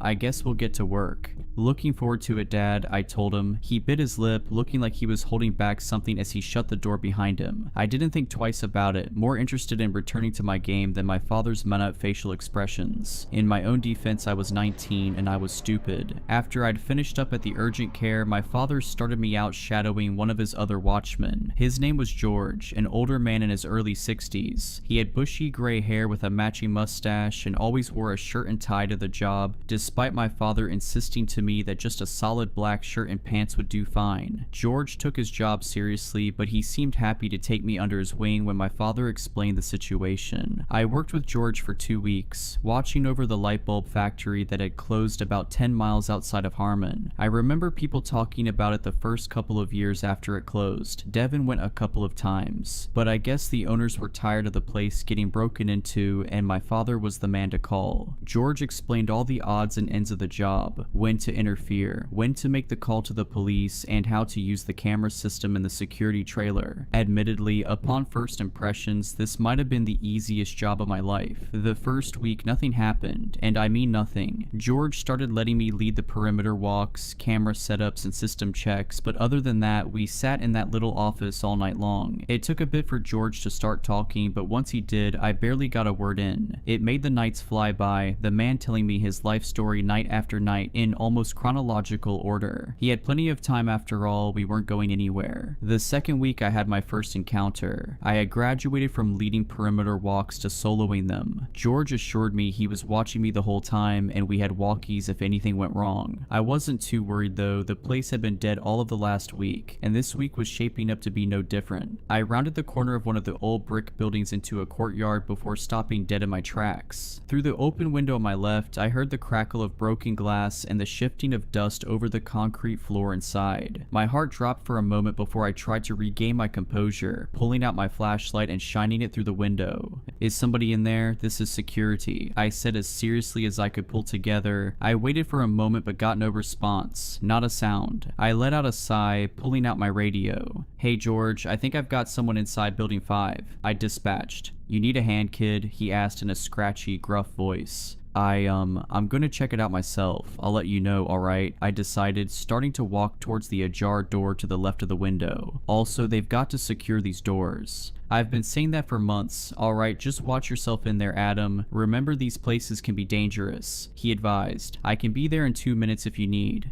"Got it, will do." I answered quickly, clipping the radio back to my pocket and pulling open the old metal door. I stepped up to the factory floor and found the space completely void of movement, void of sound, void of life. It was dark, dank, and water pooled where the ceiling leaked. Old equipment was still bolted to the floor and made the vast space feel like a maze with only my flashlight to guide me. I called out again. "This is security. If you're in here, I'm gonna find you. This is private property and you're trespassing," I said, repeating another one of George's lines he taught me. My words echoed off the distant walls of the space, making me feel even more isolated and small. Despite it being a pleasant 65 outside, inside it couldn't have been higher than 40. I shivered as I stepped further into the moonlit space, surveying every nook and cranny I could find. A shiver went up my spine as I crossed into the next room. It might as well have been a clone of the last, but it felt noticeably different, colder and heavier, even more decayed. I heard the sound of the debris swishing under my feet as I walked. Dust, chipped paint, and glass crunched as I inspected the room, the same as the one before it. As I came to a stop and looked up at one of the massive pieces of machinery, I realized something was seriously wrong. While I was standing still, the sound of my footsteps kept going without me. And this wasn't an echo. That would have only lasted for a couple of seconds at most. This was clear, it was close, but slowly it sounded as if it were moving away. I stayed completely still, my heart pounding as I listened to the sound step around the machines, onto the catwalk with its distant metal clank, and back down to the factory floor on the other side of the room. Then it came to a standstill and the room returned to silence. I finally turned my head, my flashlight shaking in my hand as I crept around the corner, and there, standing at the far doorway into a long dark hallway, was the silhouette of a man. He stood completely still, almost like a cardboard cutout. I shined my light towards him, but the beam seemed to almost dissipate before it made it across the room. Despite what George had told me time and time again about confrontations, I had to admit I was terrified. As I slowly walked closer, I had to keep reminding myself that it's just a person. "Sir, you can't be here. This is private property." I stumbled out, completely failing to deliver an intimidating tone. I got no response from the man. His silhouette stayed exactly in its pose, standing almost inhumanely straight up. Even as I approached him, my flashlight's warm glow still wouldn't reach him. I tried whacking the battery compartment to get a little more juice out of the light, but all it did was kill the light completely. I tried to stay calm as the silhouette watched me from the doorway. I frantically tried sliding out the batteries and reinserting them, my eyes dashing between my hands and the silhouette. Screwing the cover back on, I flicked on the light to find the figure was gone. "Hey, stop screwing with me. We're gonna call the cops and you're going to be charged with trespassing," I warned in a futile state of panic. I turned around in circles, shining the light on any and every surface of the room. He hadn't gone far, he couldn't have. I didn't even hear his footsteps, and it had only been a moment. I finally rested my eyes back in front of me, and there, just as I'd left him, was the silhouette of the man. The flashlight did nothing to give the figure any details. He remained as dark and featureless as our surroundings. "What the?" I whispered through quivering lips, dropping the light to my side. Finally, for the first time since I'd laid my eyes on him, the silhouette of the man moved. His arm stretched stiffly towards the open door, like the muscles hadn't been used in years. His hand closed slowly into a fist, and he began to knock against the metal. At first they were nonsensical, slow, and the sound of the metal interrupted the immense silence that filled the space between us. I stood completely stunned, frozen, and unable to move. I thought to turn and run, but I feared what would happen if I lost eye contact with the figure. I could feel my heart pounding as the knocks started to become more consistent, but still slow and intentional. The man let the sound play out before he'd go again, and the knocks became more aggressive and loud, almost unnaturally so. The sound seemed to bounce off the walls, surrounding me in a way that I couldn't explain. Then it came to a stop as quickly as it began. The arm lifted one last time and gently tapped the door in a familiar rhythm, the shave and a haircut. I watched it lower back to his side, just as jagged and stiff as it had raised. The figure's body then turned to face the open doorway to his right, and slowly, almost robotically, walked through the door and out of my view. I quickly started to breathe freely again, my breaths long and labored. "Get your stuff together, Adam. Get this guy and call George," I whispered to myself as I hesitantly stepped forward. My slow walk quickly grew to a run as my fear mounted. The worst case scenarios and unknowns were building in my mind before I whipped around the corner the man had just stepped through. The room was small, with lines of shelves on either side and a small window towards the ceiling at the far end. Its safety glass was shattered, but the wire mesh kept it in place. The room was empty. Nothing disturbed, no footprints, no other way out than through the doorway I'd watched since he'd walked through it. Any sense of calm I had disintegrated almost immediately. My eyes danced from wall to wall, hoping somehow I'd missed the full-grown human that should have been standing right in front of me. My mouth fell agape as I stepped back slowly, almost dropping my flashlight with how much my hands were shaking. I grabbed the walkie from my pocket, admitting defeat as I was completely and unabashedly freaking out. "George, hey, it's Adam. I don't know what's going on, but this guy keeps disappearing and he was banging on the walls trying to freak me out. Can you give me a hand finding him?" I asked, my voice a stuttering mess as I tried to downplay exactly what I'd been experiencing. The line stayed static, my mentor's familiar gruff voice absent where it should have been. "Hey, you there?" I asked again after a few moments of static, and again I heard nothing. George, pick up the walkie," I ordered, feeling the panic swelling inside me, but George never answered. I looked in either direction, trying to find the nearest exit. In the darkness, I couldn't make out anything, and I tried to retrace my steps towards the door I'd entered through. My walk was slow, cautious, as I moved around the dusty assembly lines and heavy machinery. As I passed a row of dirty, fogged windows, a rush of wind whistled through the building, sending the trees outside swaying and loose debris inside flying. Tree branches smacked against the windows as I passed, making me jump back in fright. I was more on edge than I'd ever never been before, and if I'd heard a pin drop, I imagine my ears would have caught it. I continued past the windows, barely making it a few feet before realizing that something wasn't right. While the wind had subsided, the branches kept hitting the windows. I swung my light around faster than I'd ever moved before, but it revealed nothing. The branches were completely still, yet the tapping continued. It was slow, purposeful, and I quickly understood its source wasn't something outside. I finally took off in a dash towards the next room, the soft taps of the window behind me turning into aggressive, loud bangs. The sounds bashed off of different materials, metal, brick, wood, anything that was available. I didn't dare look behind me as I tripped around the corner into the next room, but it followed me faster than I could run away. I could hear objects right beside me being pounded, smashed and tossed, shaking the floor beneath my feet. I saw the moonlight shining through the open doorway in front of me as I kept running as fast as I possibly could, the vigorous, angry violence behind me gaining closer and closer to my ears. I heard loud bangs against the brick wall beside me, so strong that the plaster began to crack and chip. I swung around the handrail and felt something knock my leg out from under me, twisting my ankle as I tumbled down the stairs and out onto the crumbling concrete. I didn't move for a moment, almost hoping that I could somehow play dead, but that thought didn't last long. I quickly pushed myself to my feet, feeling the throbbing pain in my ankle as I hobbled away from the doorway. I barely made it 5 feet before collapsing to the ground again, starting to cry as I rolled onto my back. I picked my head up and looked back at the factory building. Silence surrounded me as if nothing had happened. The leaves of the trees rustled quietly above, and that was all. In front of me, standing in the doorway I'd just come through, was the man, his black silhouette almost blending into the darkness behind him. I stared at him, frozen and helpless like a deer in headlights. He simply stood for what felt like hours before moving his arm to the metal door, just as he had back inside. He balled his hand and gave the door 2 solid, slow knocks. Then he turned and the black silhouette slipped back into the shadows. I walked in agonizing pain back to the security trailer, my entire leg throbbing in pain as I tried to move as quickly as I could. I kept trying to radio for George, but even outside, the walkie couldn't reach him. When the trailer came into view, something immediately seemed wrong. The lights inside were off. The flood lamp that was pointed down onto our security car had gone out as well. The place seemed lifeless and empty, just like the rest of the factory. Crap, I muttered under my breath as I hobbled up the stairs and through the door. The room was cold, dark, and almost devoid of sound. George's usual early morning radio show had been replaced with white static, and in the office chair, hand grasping his chest, was George. He was heaving heavily, his eyes terrified as they rolled over to meet my own. I nearly fell again as I hurried to his side. "George, what happened? I'm calling 911. It's going to be okay, I promise," I insisted, my months of working the front desk at an urgent care coming right back to me. I grabbed the phone off the desk and with trembling fingers dialed 911. I knew what I was looking at. I'd seen it more times than I'd like to admit. George was having a heart attack. The ambulance arrived within 10 minutes. Harmon Regional Hospital was only a few miles away, but it felt like a lifetime had passed as I tried to keep the man conscious. He never spoke, focusing all his efforts on breathing as I kept repeating over and over. We sat in the dark, with the sound of the radio static the only thing breaking the silence of the desolate property. Paramedics swung the door open, followed by the police, who quickly took over the scene. George was moved onto a stretcher, his almost limp body carried out of the room. The paramedics took us both to the hospital, the police giving me a ride in the back of their cruiser. "So, what happened to you, kid? You look like you just went through hell," the officer asked as we pulled out behind the ambulance. My face was slumped against the glass, watching the desolate factory slowly disappear behind the trees. I tripped down the stairs inside one of the buildings, twisted my ankle and fell on the pavement, I said softly. "Thought you guys don't go inside unless there's suspicion of trespassing," he recalled. "Yeah, I thought I heard something inside, but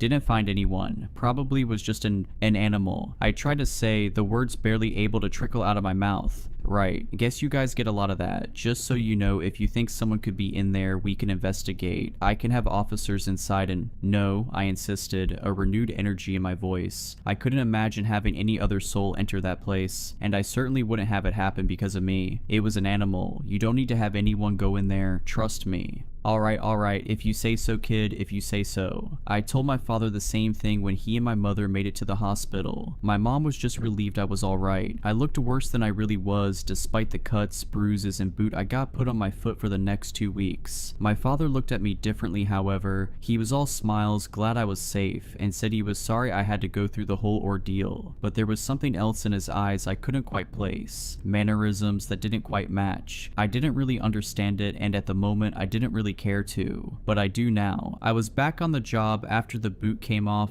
My dad got one of his other guys to cover the factory with George out of commission. He lived through the heart attack but never went back to work at that factory. He never told a soul what happened in the time he was alone either, and I did the same. Not until right now. I worked for my father's company for a year and a half, and there are many things that I never understood about what would happen on that job, long after the knocker, as I started to call him. But whatever happened always stayed there, and I didn't. Now I'm happy to say I don't have to work the nights. I don't even work in security. I live with my girlfriend Emma 2 states away, and I've been happy. Money is good, relationship is good, life is good. My time working as a watchman doesn't even cross my mind. It's always been covered up by something better. But last night I woke up in the middle of the night. Emma was still asleep, her dirty blonde hair having fallen over her face as she slept facing me. I couldn't help but smile. She always looked funny when she slept. I stretched a little under the covers as I adjusted and got ready to shut my eyes again. I let out a long breath before settling in again, rolling over and shutting my eyes. But just as quickly as they shut, they were quickly wide open again. I heard a knock on the glass, and then another, and then more. They were delicate but purposeful, almost rhythmic. It lasted almost 10 minutes and ended in the same way, a shave and a haircut. I've spent the entire day today trying to figure out what caused it. Wasted my entire Sunday. I tore the house apart and checked every inch of the exterior, every bush, every tree, anything that could reproduce the knock, but it was a dead end at every turn. In the back of my mind, I knew I was simply delaying the answer I already knew was right. Emma thinks I'm going crazy trying to find the source of a knock that wasn't even loud enough to wake her up, but she doesn't understand and I don't intend to explain it to her. Not yet anyway. I'm afraid to go to sleep tonight. I don't know what will happen. Maybe nothing, maybe the same thing, maybe something worse. The unknown worries me because the knocker isn't the worst thing I encountered on that job. And as much as he terrifies me, there are much bigger fish in the sea.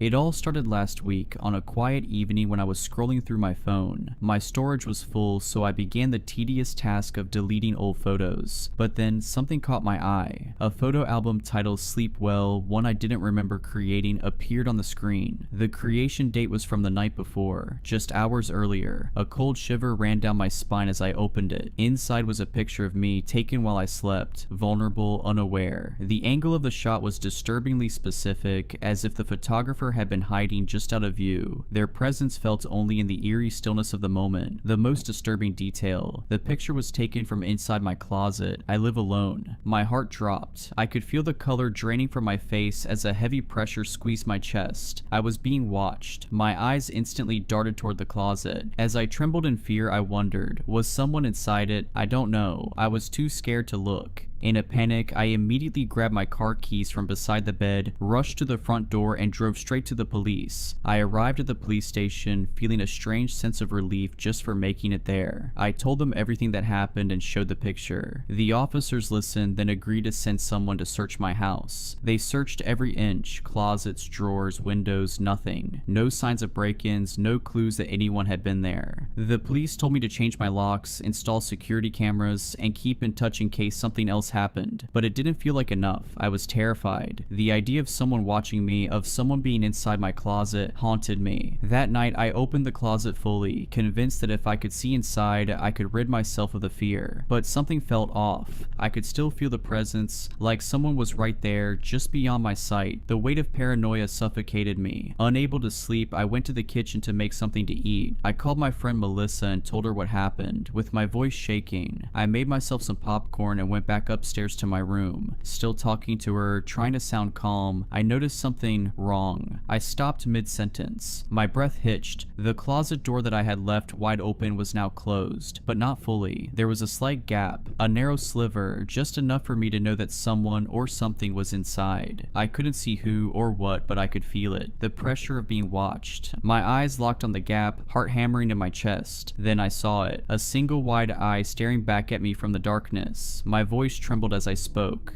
"Hello, are you still there?" Melissa asked, confused by my sudden silence. I couldn't answer. My body was frozen. Someone was inside the closet. I was sure of it. I slowly pulled my bedroom door shut, my hand shaking as I gripped the doorknob. I locked it. Then, with my heart racing, I ran outside and called the police as I stood in my yard, too terrified to go back in. When the officer arrived, I rushed to explain. I locked them in my room, I swear. They're in the closet. They were watching me. The officers moved quickly, their hands steady, trained. They entered my room, opened the closet door, and nothing, no one. The closet was empty. There was nowhere for anyone to hide. The room was on the second floor with windows secured by metal bars. No exit, no secret passage. The officer returned to me, his face tight with frustration, his politeness wearing thin. "Ma'am, I know you're scared, but you can't call us every time you forget you closed your closet door. Be sure to only call us when you're certain it's an emergency. I suggest you sleep somewhere else until you've recovered from this panic." "What, are you sure you searched everything?" "They must have escaped," I said, my voice trembling with remorse and disbelief. I felt the walls closing in. How could they have missed something? How could they not see it? "As I said, the house is empty," the officer replied, his tone cold and dismissive. I felt my frustration growing. This wasn't right. There was someone there. I couldn't shake the feeling, the cold certainty gnawing at me. No, you have to believe me. There was someone in there. I locked the door, I swear. There's no way they could have gone anywhere. My house is locked down. Please search again," I insisted, my voice rising in desperation. The officer gave me a long look, clearly fed up. "Ma'am, we've been over this. The house is empty. Nothing's here. I suggest you take a step back and calm down. We can't keep coming back every time you think someone's in your closet." His words hit me like a slap, each one a cold dismissal of everything I had experienced. I stared at him, fighting to hold back tears. But I saw them. I saw their eye.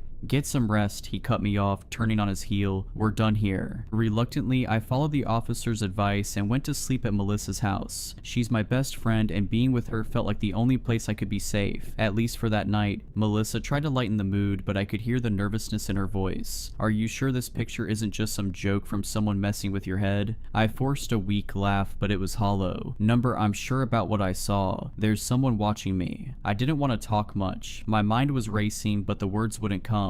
I hadn't been able to explain it properly to the police, and now I couldn't explain it to her. The fear was too real. Melissa's husband was out of town, so I ended up sleeping next to her. I was too scared to sleep alone. That night, I finally felt a little safer, a little less alone. The next morning, things felt better. Being with my closest friend gave me a sense of comfort. I ate breakfast, tried to distract myself, but there was one thing I couldn't shake. The picture. I had to know. I had to see it again. Melissa asked, "Can you show me the picture again?" I didn't want to look at it, but I opened my gallery anyway. I could feel my heart thudding in my chest. I stared at the album for a moment before clicking on it. My stomach dropped. There was another picture in the album, a new one. I zoomed in. I couldn't believe it. It was a picture of me, but this time I wasn't alone. Melissa was lying beside me, just like the night before. But the perspective was wrong. It was too close. Whoever took the picture was right next to us. And in their hand, they were holding something, a rag doll. The doll looked just like me, the same dark hair, the same clothes, the exact same features. Even the expression on its face mirrored mine. The doll was lying in the same position I was, as if it had been placed there beside me, sleeping. In the background, I saw the shadow of who took the picture. My heart stopped. My hand shook as I dropped the phone. The safety I had felt with Melissa was gone. All that comfort I had wrapped myself in vanished, replaced with a cold, suffocating fear. I wasn't safe. I wasn't safe anywhere. Melissa tried to calm me down, but it wasn't working. My panic was too overwhelming, and she could see that I was shaking, unable to catch my breath.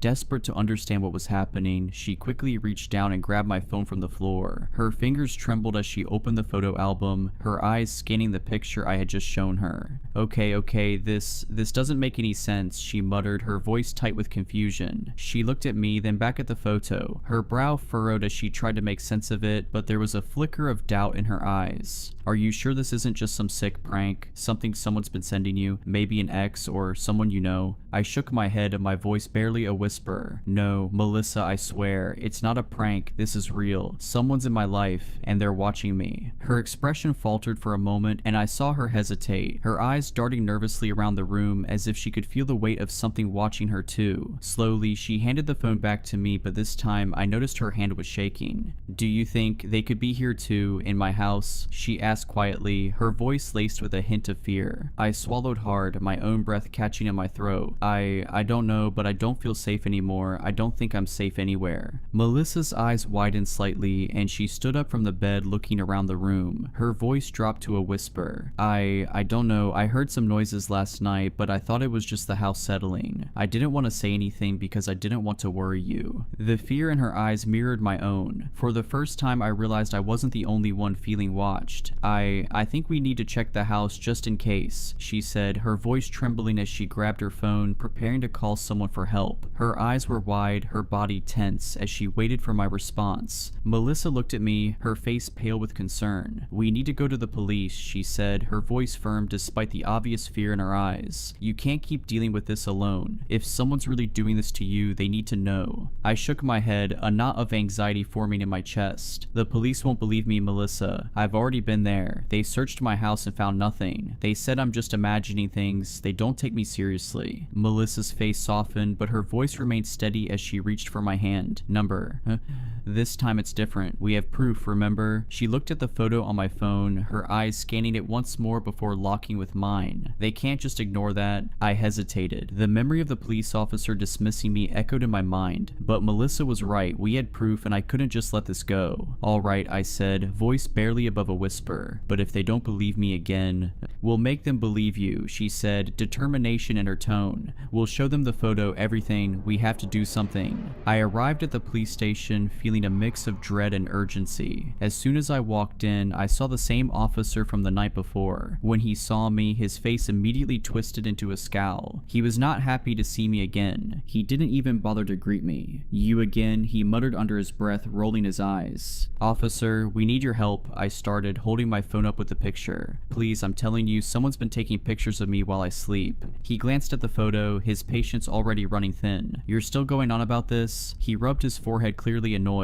I already told you, there's no sign of a break-in, no evidence of anyone being inside your house. What do you want me to do? Investigate every closet in the city? I could feel the knot of fear tightening in my chest as I desperately tried to explain. But you don't understand this picture, it's not just a prank. Someone's still watching me. Melissa, who had been silent until now, spoke up. We don't have any more evidence, but we've checked everything. The house is empty, but she's still seeing things. This picture... The officer cut her off with a harsh wave of his hand. Enough with the photo, he snapped, clearly not believing either of us. I've already done my part. If you two are gonna waste my time, I suggest you find another way to deal with this. He took a deep breath, then sighed in frustration, clearly not wanting to deal with this anymore. Alright, he said, I'll go to your place and search your house again, but don't expect me to find anything. The officer came with us, walking into Melissa's house like it was just another job. He searched every room with annoyance, even though we had already checked everything ourselves. We stood in the living room, the tension growing as we waited for him to come out. When he finally emerged from the last room, his face was contorted with anger. There's nothing here, he said sharply. No sign of a break-in. No one's been here, so stop wasting my time. I couldn't hold it in anymore. But the closet, someone was in there. They're still watching me. Please, you have to understand, I'm not making this up. He shot me an angry look, his voice turning cold. I've been through your house and I haven't found a damn thing. You really think I've got time for some prank, some sick joke? You two think this is funny? Melissa and I exchanged a look, both of us trying to process the officer's words. My heart sank as I realized the officer was done taking us seriously. This is ridiculous, he said, his voice laced with frustration. I'm not going to keep playing along with this. No more emergency calls. You two should find a way to get some rest instead of dragging me into your delusions. He turned and walked toward the door, leaving us standing in the middle of the room, shocked and speechless. The door slammed behind him with a finality that made my whole body tense up. Melissa just stood there, her face pale, her eyes wide with disbelief. Silence. Complete silence filled the room as Melissa and I stood there in disbelief. I need to go home. It's watching me, not you. Me being here is just putting you in danger, I said with my eyes welling up with tears.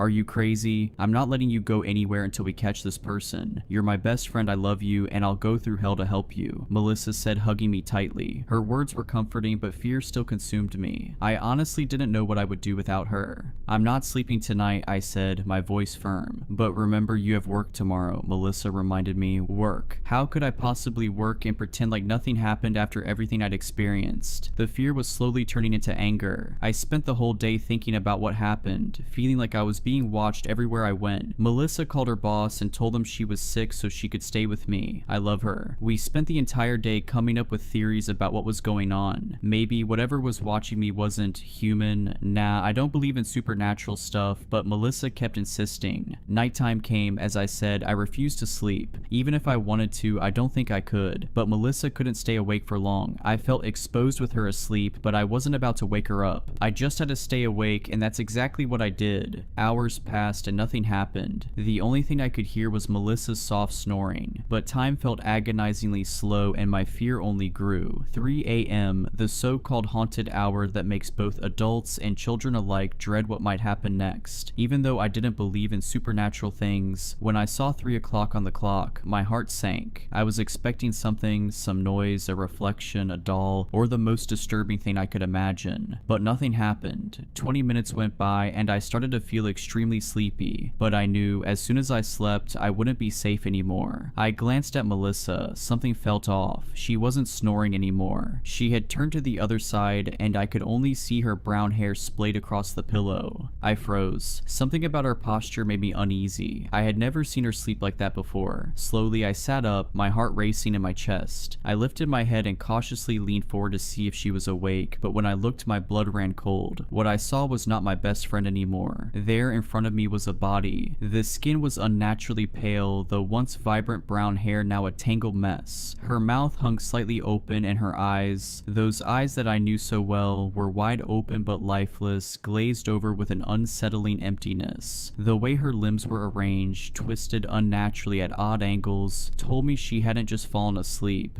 Something had happened to her. I wanted to scream. My throat closed up. I reached out and desperately shook her, calling her name, trying to wake her, but there was no response. Her body was cold, stiff. I tried again, harder this time. Nothing. No breath, no movement. Melissa was dead. Panic surged through my veins, my vision blurry with tears. I fumbled for my phone, trying to dial emergency services, but just as my fingers brushed the screen, something stopped me. An airdrop request flashed across the top of my phone. My heart dropped. I hesitated, staring at the screen, the dread tightening in my chest. I wanted to deny the request, to throw my phone away, to make it all stop, but I couldn't. My mind screamed at me to say no, but my hand moved on its own. I accepted. A flood of pictures appeared on my phone and my stomach twisted. The images were of me, sleeping, dozens of them, hundreds maybe, scattered over weeks. Some were taken inside my closet, others were shots of me lying in my bed, blissfully unaware. But what made my blood run even colder were the ones that came after. There was a picture of me sleeping beside something on the bed. It looked like the same doll I had seen before, but this time it felt different, wrong. It wasn't just a doll anymore. It was me, or something that had been made to look like me, in doll form, lying beside me. The most disturbing part, the shadow of someone standing just behind it, watching, waiting. I couldn't move. The air around me grew thick, suffocating. And then, through the crack in the door, I saw it. A figure, tall and unnervingly still. It was standing there as if waiting, watching. But the most terrifying part was the eye. That single wide eye staring directly at me from the shadows. It was unnatural, too large, too black. No light reflected off of it. It was like a hole in the world, a deep, endless void that seemed to pull every ounce of warmth and life from the room. The eye twitched just slightly, as if it recognized me, like it had been waiting for me to look. And in its other hand, the doll, but it wasn't just any doll. The doll was me. I recognized the face immediately, its pale skin, the dark hair, the same expression I often wore when I slept, but it was wrong. The doll's eyes were wide open, fixed in a grotesque stare, its mouth frozen in a twisted, silent scream. Its body, rigid and contorted in a way that a human body never could be, seemed to mock me, like an unnatural imitation of myself. The figure held it with such tenderness, as if cradling it, but there was something deeply disturbing in the way it did. The doll's hand was positioned just like mine when I slept, but there was no softness to it, no warmth. And then the figure stepped forward, the eye never leaving mine. The room grew colder and the figure moved silently, like a shadow creeping closer, carrying the doll as if it were the most precious thing in the world. I felt the terror clawing at me, suffocating me, but I couldn't look away from that horrible, hollow eye. It was as if it was looking through me, and the more I stared, the more I felt like I was becoming part of its dark, empty world. I could feel my body shutting down, my heart thundering in my chest as if it was trying to escape my ribs. My hands were shaking uncontrollably, my breathing shallow and erratic. My limbs felt weak, like they were made of stone, and my vision started to blur around the edges. The air felt like it was closing in, pressing against me from all sides, and the figure, the eye, was all I could see. I could hear the blood rushing in my ears, louder and louder, drowning everything else out until the sound was all-consuming. And then, just as I thought I couldn't take it anymore, everything went black. I'm currently writing this on a contraband cell phone in prison, after allegedly poisoning my best friend. It's all a lie, of course. They say I did it, but they don't understand. They don't know what I saw, what really happened. Melissa is gone. I can still feel the weight of that truth crushing me. I can still hear her laugh, see her smile, feel her presence beside me like I always did. I feel the coldness now. It's unbearable. Losing her, it's like losing a part of myself. The world feels hollow, like it's spinning around me without any meaning. The grief is suffocating, but the worst part isn't the grief, it's the frustration, the anger bubbling inside me. They think I did it, they think I'm the one who poisoned her. They don't see how broken I am, how lost I feel. They don't understand that I would never hurt her. I would never do something like that, but it doesn't matter what I say. They have their own version of the truth, and now they've locked me away for something I didn't do. They'll never know what really happened. They'll never know what I saw in that room, what I saw in her eyes before everything turned dark. I couldn't escape before. Now, I certainly can't. They've got me here in this cold metal cage, but maybe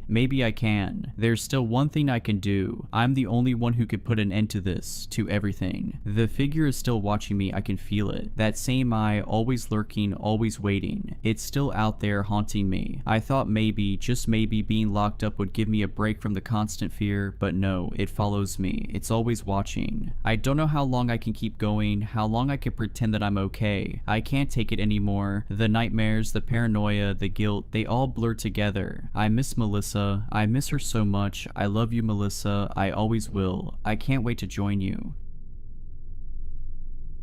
I need to write this down. I don't know if it's for my own sanity or as some kind of warning, maybe both. Typing helps ground me, makes the shaking in my hands a little less noticeable. The doctors keep telling me I'm experiencing a psychotic break, but the puncture wounds on my back and the darkening birthmark on my palm tell a different story. My dad turned 63 yesterday. We always throw him a party at his house, the same house I grew up in. It's tradition. This year, something changed, something that had been waiting precisely 63 years.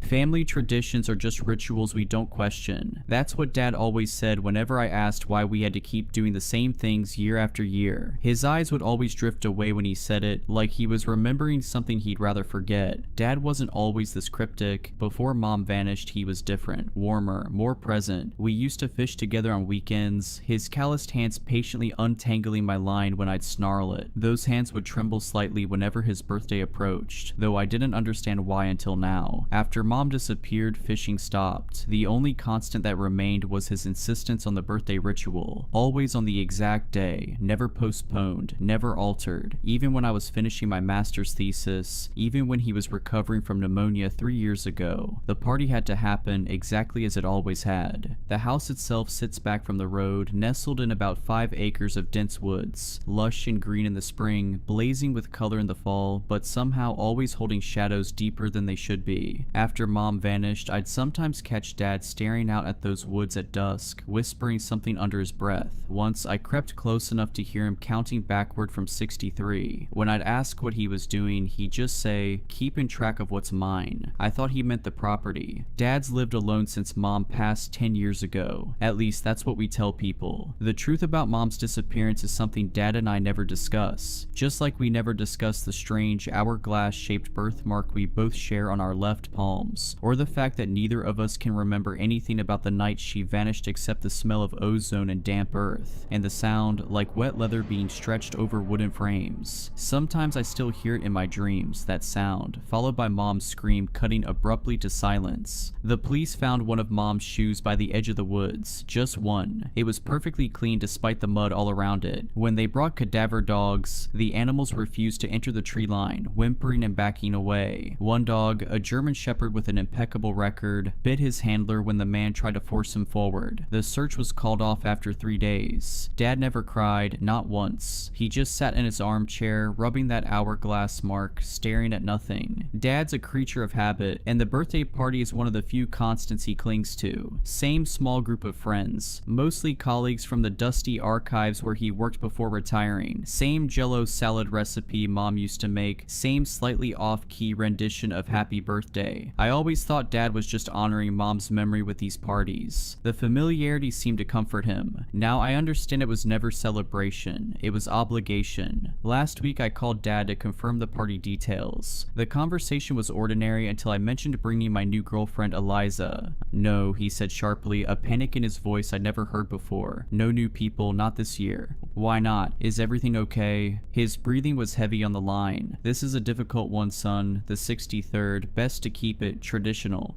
What's special about 63? I asked. The silence stretched so long I thought we'd been disconnected. Then, so quietly I almost missed it, he said, "That's how many they need." When I pressed him, he changed the subject, voice resuming its normal cadence as if the moment of strangeness had never happened. "I didn't invite Eliza. I got there around 6 p.m. on the day of the party. The gravel crunched under my tires like usual, but something felt different. The trees seemed to bend inward, watching, listening. Strings of faded party lights were draped across the porch railings, buzzing with an unnatural persistence, like insects speaking in code. When I killed the engine, the silence that rushed in felt hungry. Before going inside, I noticed something odd. The wind chimes Mom had hung years ago were perfectly still, despite the breeze I could feel on my skin. I touched one. It was ice cold and made no sound, as if it were frozen in time or existing in some different medium than the air around it. Inside, the usual suspects were already mingling. Mr. Henderson, Dad's old boss, looking even more like a bewildered owl than usual. Mrs. Gable from next door, clutching her ubiquitous Tupperware container. A few others whose names always escape me, but whose faces are etched into the memory of dozens of these parties. As I shook hands with each guest, I realized something that sent ice through my veins. Each year they look exactly the same, not just similar, but identical. I realized with a chill that Mrs. Gable's dress was the exact same one she'd worn to every birthday since I was 15. The small coffee stain on the left sleeve hadn't changed, hadn't faded. It was precisely the same stain. The amber necklace she wore caught the light in the same way, reflecting the same pattern on her collarbone. For a decade, she hadn't aged a day. Dad seemed fine at first, maybe a little tired, but he greeted me with his usual warm hug, smelling faintly of pipe tobacco and old paper. He was wearing the slightly too loud Hawaiian shirt I got him last year. Everything felt normal. The low murmur of conversation, the clinking of ice in glasses, the smell of roast beef warming in the oven. But beneath it all was something wrong, a discord like music played at the wrong speed. When Dad hugged me, his arms held on a beat too long, his fingers pressing into the spot where my spine meets my neck, as if counting the vertebrae. I pulled away, and for a second, just a flash, his eyes seemed completely black before returning to their familiar hazel. The first crack in the facade was small. I was getting a drink in the kitchen when Mr. Henderson came up beside me. He didn't say hello, just leaned slightly towards the refrigerator, his eyes fixed on the magnets holding up my childhood drawings. I noticed with unease that one drawing, a crayon scribble I'd made at age 6, depicted tall, thin figures standing in a circle around a smaller figure. I didn't remember drawing it. The crayon marks seemed to shimmer slightly, as if freshly applied. "The cycle nears completion," he whispered, his voice dry like rustling leaves. "Your father has served well, but the vessel weakens." I forced a laugh, my throat suddenly tight. What cycle's that, Mr. Henderson? Getting Dad another year older? He didn't smile. He just slowly turned his head, his owlish eyes seeming too large behind his thick glasses, pupils contracting to pinpricks despite the dim light. The lineage must continue. The hunger must be fed. A memory surfaced. I was 7, hiding in the hallway past my bedtime, watching Dad and Mr. Henderson bent over old maps spread across the dining table. The confluence occurs every 63 years, Henderson had said. That's when the door thins. That's when payment is easiest. Dad had nodded gravely, his finger tracing something on the map I couldn't see. In the memory, Henderson had turned suddenly, looking directly at my hiding place, though I was certain I'd been silent. The boy already shows the mark, he'd said, stronger than yours was at his age. Dad had glanced up, his face drawn with a sorrow I couldn't comprehend then. He won't bear it, Dad had answered firmly. I'll find another way. Now Henderson straightened up, grabbed a napkin, and walked back into the living room as if nothing had happened, but not before I caught the faintest flicker of something insectile moving beneath the skin of his neck. I reached for my phone to call someone, who I wasn't sure, when I noticed the childhood drawings on the fridge were different. Where had been stick figures and houses, now showed dark, spindly shapes with too many limbs. One showed a crude black candle with a purple flame.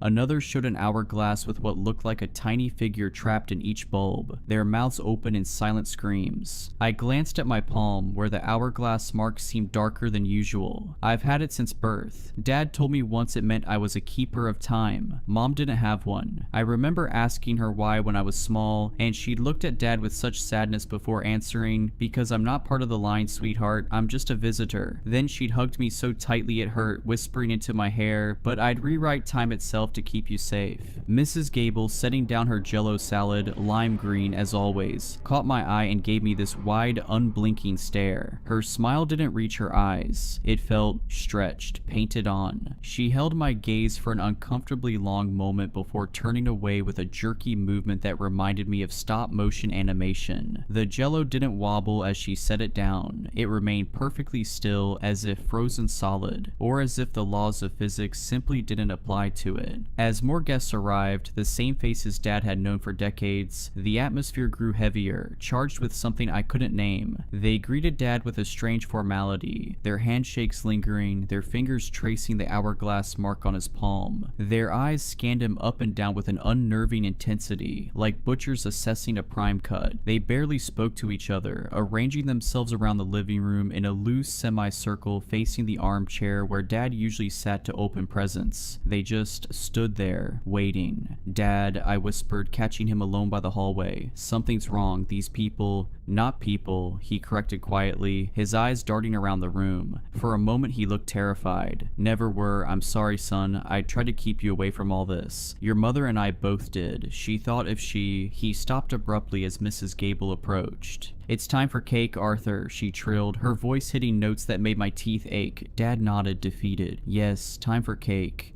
The usual cheerful chatter died down. The only sounds were the buzz of the porch lights and the ticking of the grandfather clock in the hall. A clock I suddenly realized I hadn't heard chime all evening. Looking closer, I saw the hands weren't moving. Hadn't moved for years based on the dust accumulated on them. Yet the ticking continued, growing louder, more insistent, like a heartbeat accelerating with fear. Dad, caught in the center of their silent attention, started looking uncomfortable. He shifted in his chair, tugging at the collar of his Hawaiian shirt. Well, he said, his voice a little too loud in the quiet room. Anyone want to hear about the new bird feeder I put up? Nobody responded. Their eyes remained fixed on him. Mr. Henderson cleared his throat softly. Arthur, he said, his voice regaining that dry, papery quality. It is time. Dad swallowed hard. He looked at me, a flicker of something, horror, resignation, relief in his eyes. But then it was gone, replaced by a weary acceptance that was somehow more frightening than fear. He nodded slowly. Yes, I suppose it is. He glanced at me. I'm sorry, he whispered. I thought I could spare you this. I tried to break the cycle when your mother... His voice trailed off. A memory hit me like a physical blow. Mom and Dad arguing the night before her disappearance. Mom's voice rising hysterically. I won't let them have him. You promised we could end this. Dad's response eerily calm. There is no ending it. Only continuing or transferring. That was the bargain. Mom had slammed her palm against the wall. Your grandfather's bargain, not yours, not our son's. Dad's face had hardened. Do you think I wouldn't break it if I could? The door must have a keeper. If not me, then let it be me, Mom had said, her voice suddenly quiet, resolved. I've found another way. This wasn't part of the birthday tradition, or maybe it was the only true tradition hidden beneath the veneer of normal celebration all these years. Mrs. Gable stepped forward, carrying not her jello salad, but a small, ornate wooden box I'd never seen before. No, that wasn't true. I had seen it once in the attic when I was 7. Dad had caught me looking at it and forbidden me from ever going into the attic again. The box was carved with symbols that hurt my eyes to look at directly, patterns that seemed to shift and change when viewed peripherally. She placed it on the coffee table in front of Dad. The other guests leaned in slightly, a collective intake of breath that sounded like wind through dry reeds. "What's going on, Dad?" I asked, my voice trembling slightly. "What is this?" He wouldn't look at me. Just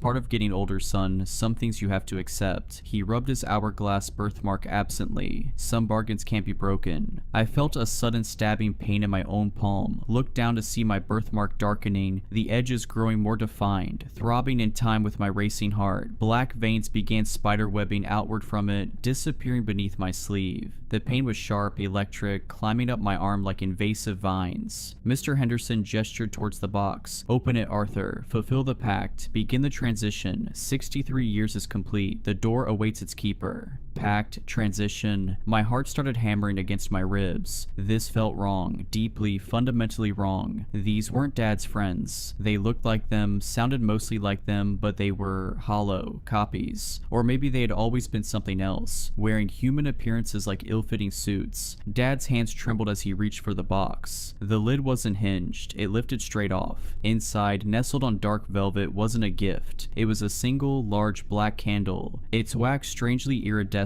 shifting like oil on water. There was also a small obsidian knife, sharp and wickedly curved. The blade seemed to absorb light rather than reflect it. "Dad, no," I pleaded, starting to stand up. Instantly, two of the other guests, men I vaguely recognized from Dad's bowling league, moved smoothly to flank me, their hands resting lightly on my shoulders. Their touch was cold, impossibly strong, fingers too long and jointed in too many places. I couldn't move. Panic seized me. "It's all right, son," Dad said, his voice sounding distant, strained. "It's the only way to keep things balanced, to feed what waits below. It's been this way since your great-grandfather found the door in the woods in 1835, the one that should never have been opened." "Like Mom tried to close it?" I asked, sudden understanding dawning. "That's what happened to her, isn't it? She tried to break the pact." Dad's eyes flashed with grief. "No one breaks the pact. She thought she could substitute herself, offer herself instead of us, but they refused her. They've always wanted our bloodline, the marked ones." His voice dropped to a whisper. "They took her anyway, as punishment." Mr. Henderson produced a match, struck it against the box. The flame flared unnaturally bright in the dimming light filtering through the windows. I noticed with horror that outside, though it should have been early evening, the sky had gone completely black. Not the darkness of night, but a void, starless and absolute.